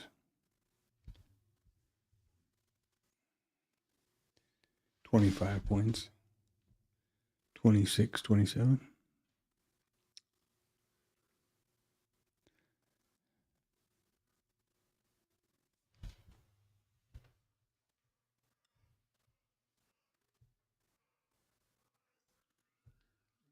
And that's where some of these guys are making, where they're compounding their money, right? They're trading the minis. So you make, and they're trading NASDAQ. So you get 50, 60 points at a mini price, and you're talking several $1,000s. And you start compounding those daily, and it adds up. I mean, that's obvious, I realize, but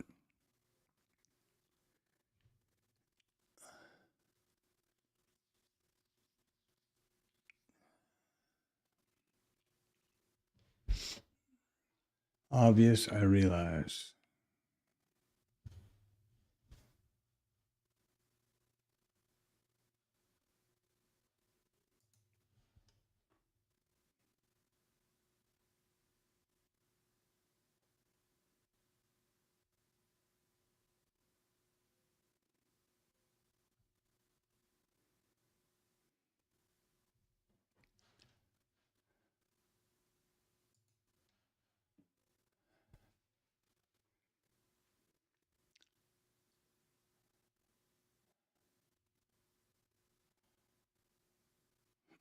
So 38. We got 20 minutes to the close, to the cash close. 10 minutes to the MOCs.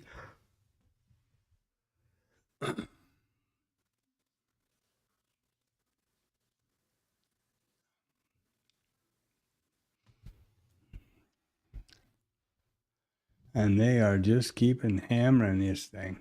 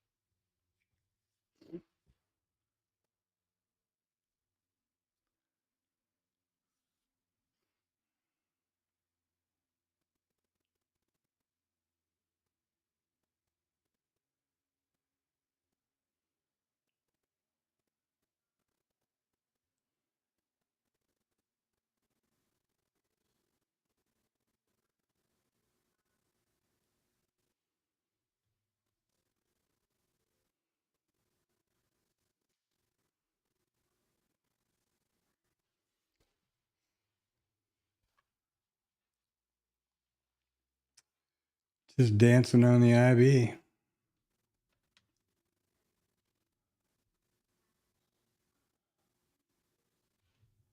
And remember that that's what this big line in the sand is. This is yesterday's IB low. And now they got it down here, and they're just standing on it.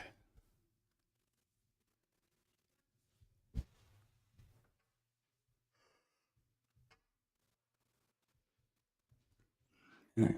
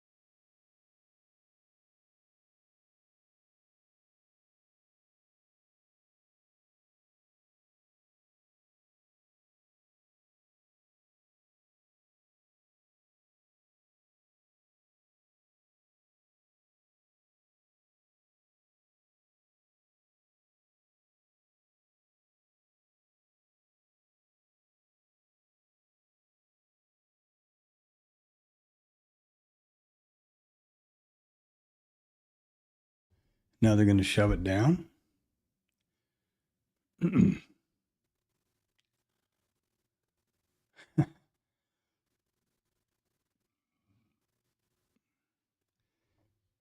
Well, when you have a look at today, there's the total trade of today so far.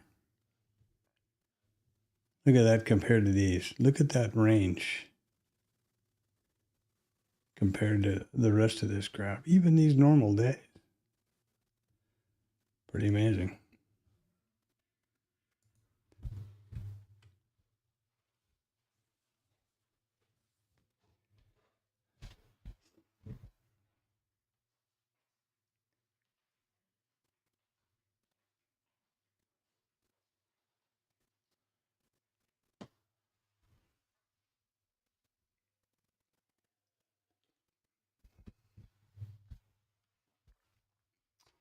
Pretty darned amazing. I wouldn't be comfortable to take anything in this mess now. Whoever's got a bone to pick with that previous IB low and is not going to move off of it. And there is 10 points up there, but that would have to be pretty phenomenal stuff.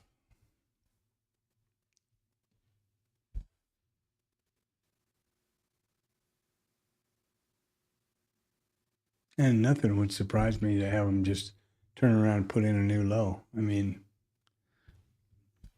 that's the thing about this market. It can be so easily shoved around, I believe. And we have good volume. It's 141 million contracts on the MES, 979 on the minis. And NASDAQ is 490. Yeah, 490. And mini NASDAQ is 1.7 million.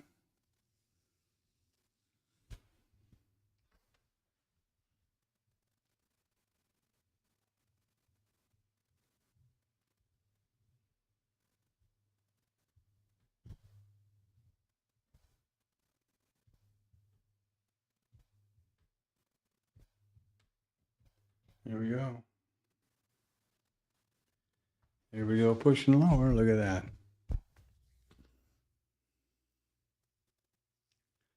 Well, I'm certainly happy that I brought my stop to scratch on the upper one there. It was pretty obvious they weren't going to get over that level anytime soon.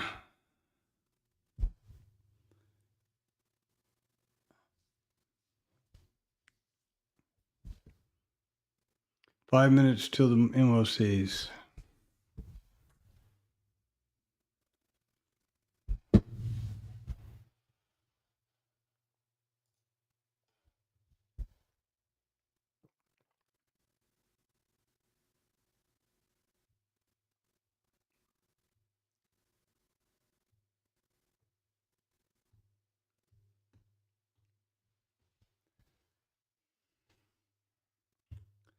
That's interesting.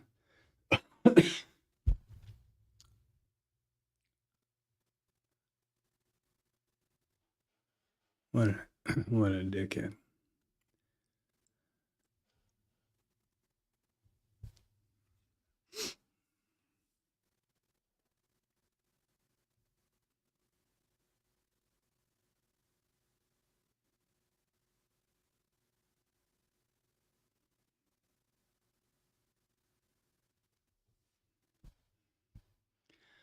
So pretty quick, we'll get the MOCs over here. Oh, look at them go. Now it's a new low. Here we go. How low can you go?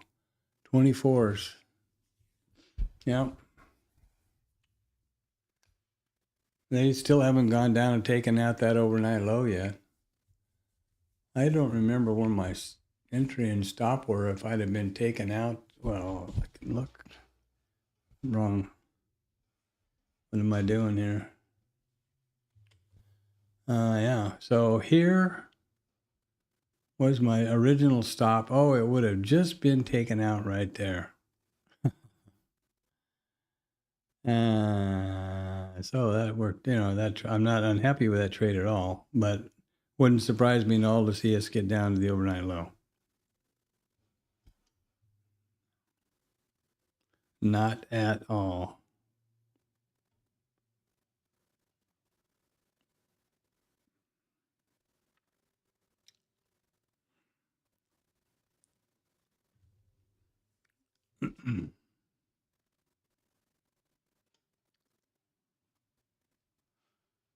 Not at all.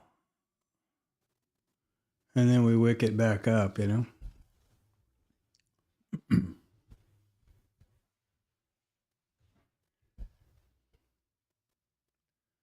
Double bottom over there too. I didn't notice that.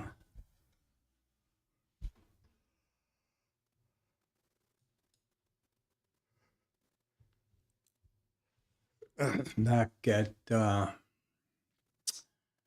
1330, 1320 and 1315 are double bottoms. 5 minutes.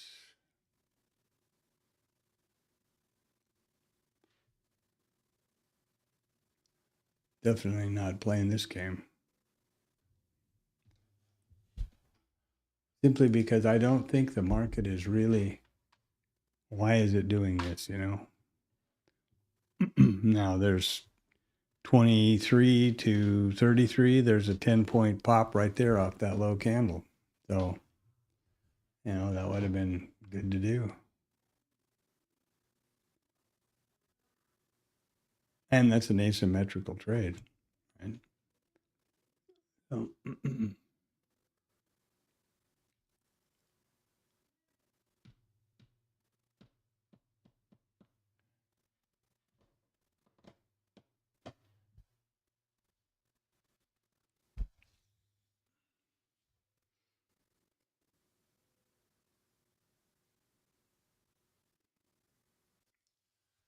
And here we come. 1 minute. There it is. Just no sooner did it fall out of my mouth, and there's the MOC pop. Now, this is a little bit delayed, I've noticed. Probably because they want you to pay them $1,000 a year for the elite or whatever it's called. So this will, in a minute, there'll be a little deal pop up like this kind of, but it'll be the market on close stuff. And I don't really know how to trade this. Well, I was not showing you the right thing. These are the option expirations. Let's see if there's a, there they are. There's the MOC imbalances. Wow. Big sell side imbalance on the S&Ps. NASDAQ also. Sell side, it's a sell side or buy side across the board.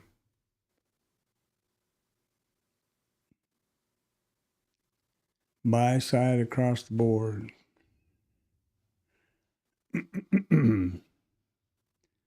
Why that didn't take it up, I don't know. I don't know how to trade that thing, that number exactly. Well, not exactly. I don't know how to trade that number at all. And there's the migrating BPOC, but that's not the RTH. That's the full session so far right there. I expect that we will have the RTH come down there because it seems to do that frequently. Oops. Sorry.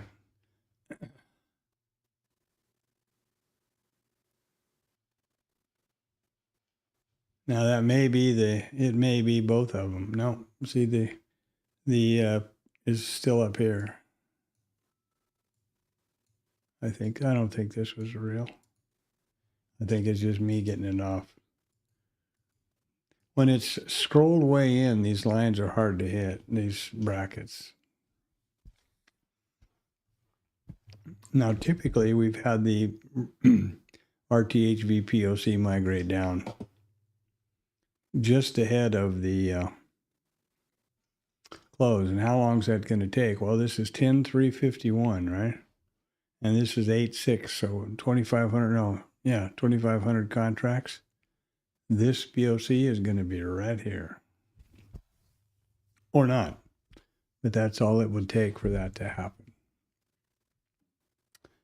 And you can see why it was two POCs. There's 10,321 and here's 10,351. So 30 contracts made that difference.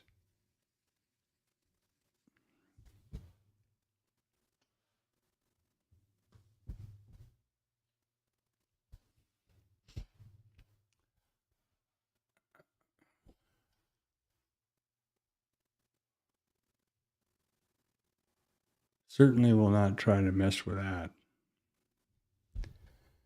Shirley. And stop calling me Shirley.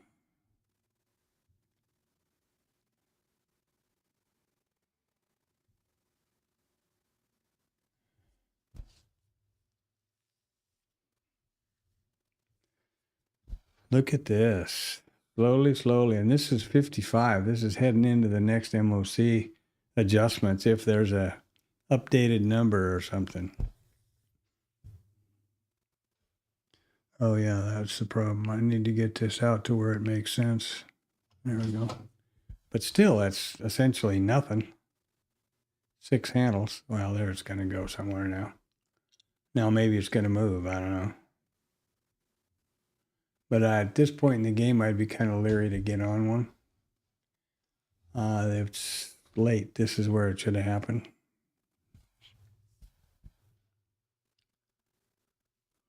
Kind of my feeling about these kind of trades, sort of, if you're still trading now, it's probably because you're trying to get over a loss. I learned how to do market profile from an old local guy, in the bond pits, I think he was. And he made a comment more than once about, on Friday afternoon, anybody that was still in the pits trading, they were just trying to pick each other's pockets and recover from a loss.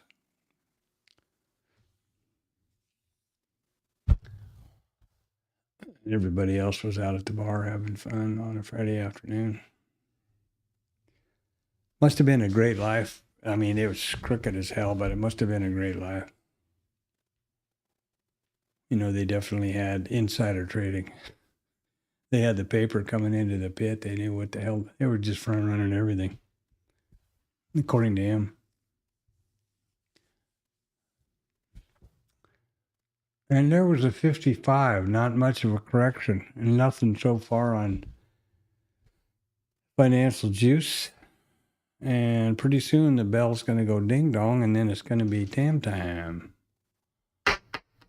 And tonight I have to drive her over to another place where she does stuff. So I'll probably not get this stream updated and whatnot until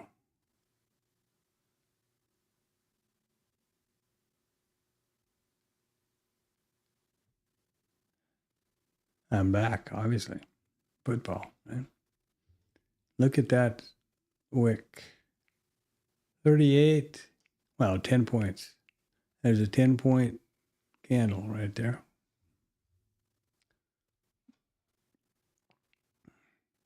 And maybe we'll get that closing swing trade. Don't know.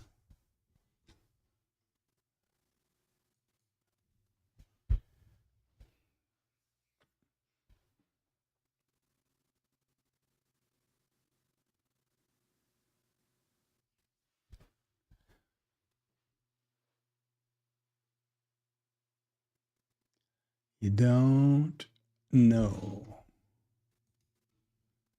And the way this guy has sat on this thing since way back over here at noon,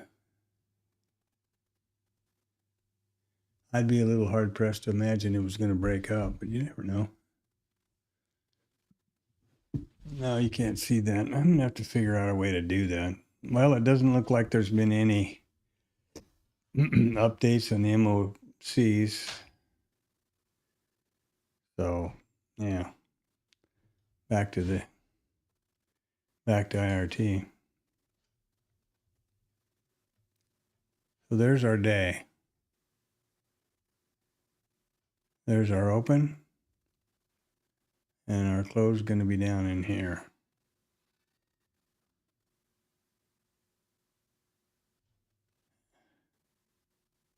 And there's that lower IB that's been the big boogaboo. The big boogaboo. And 2 times nothing going on over here in the bigger picture. We've got some open interest added in, looks like. I'm kind of wondering for when they're going to get that. They better hurry because they got to get another 1,000 contracts over here to get that POC down. But it doesn't take long at the when the closing flurry happens. That doesn't take too long.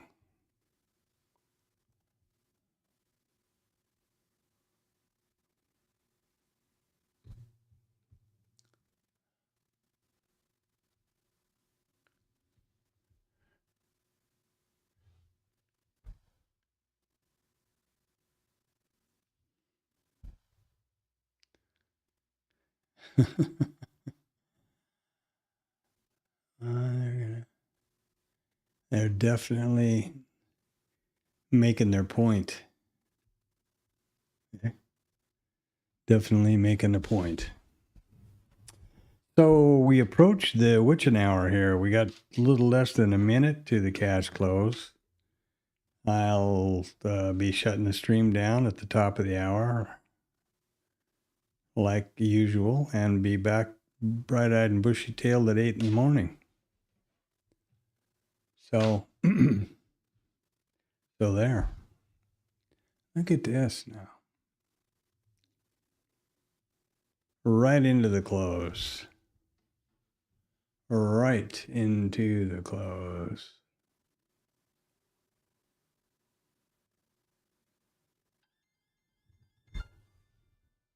And there's that cash close.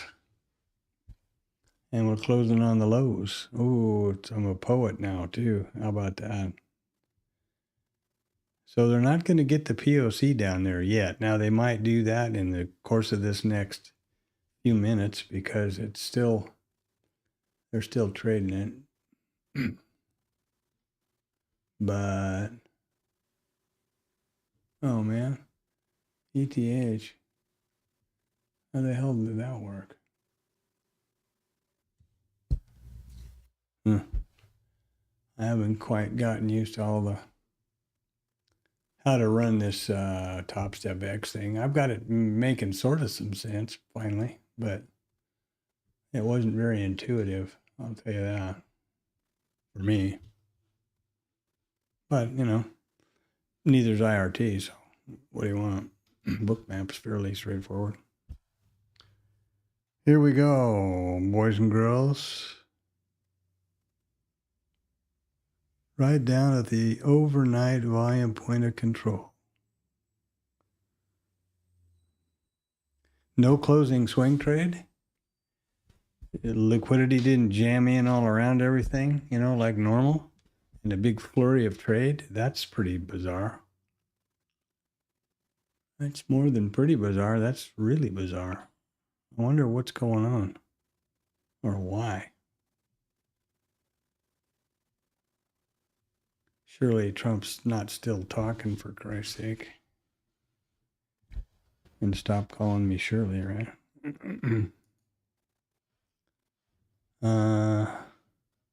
That's not what I wanted. Football, where to go? There it is.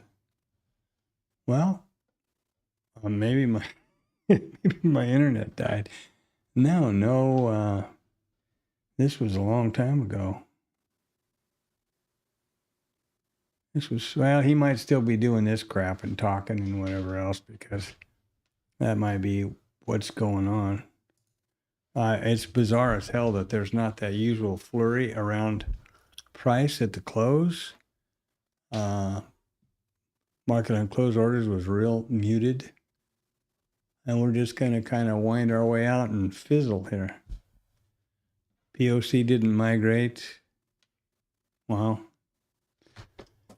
Okay, well, I was all excited for some grandiose maneuver, but what the hell, you know? I'm not going to stand around here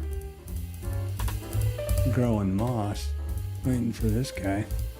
All right, so 8 o'clock in the morning, go take a walk in the sun or get some fresh air, do something with your family, do something good for you, get away from the screens, rest your eyes, think positive, meditate, whatever it is you do to maintain a positive attitude and a positive.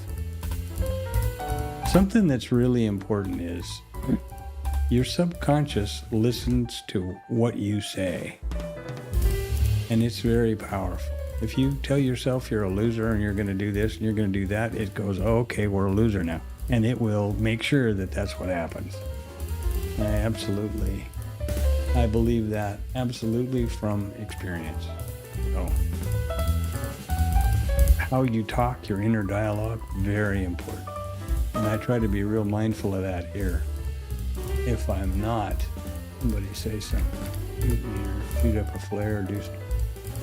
All right, so I will be out of here until 8 o'clock in the morning. I'll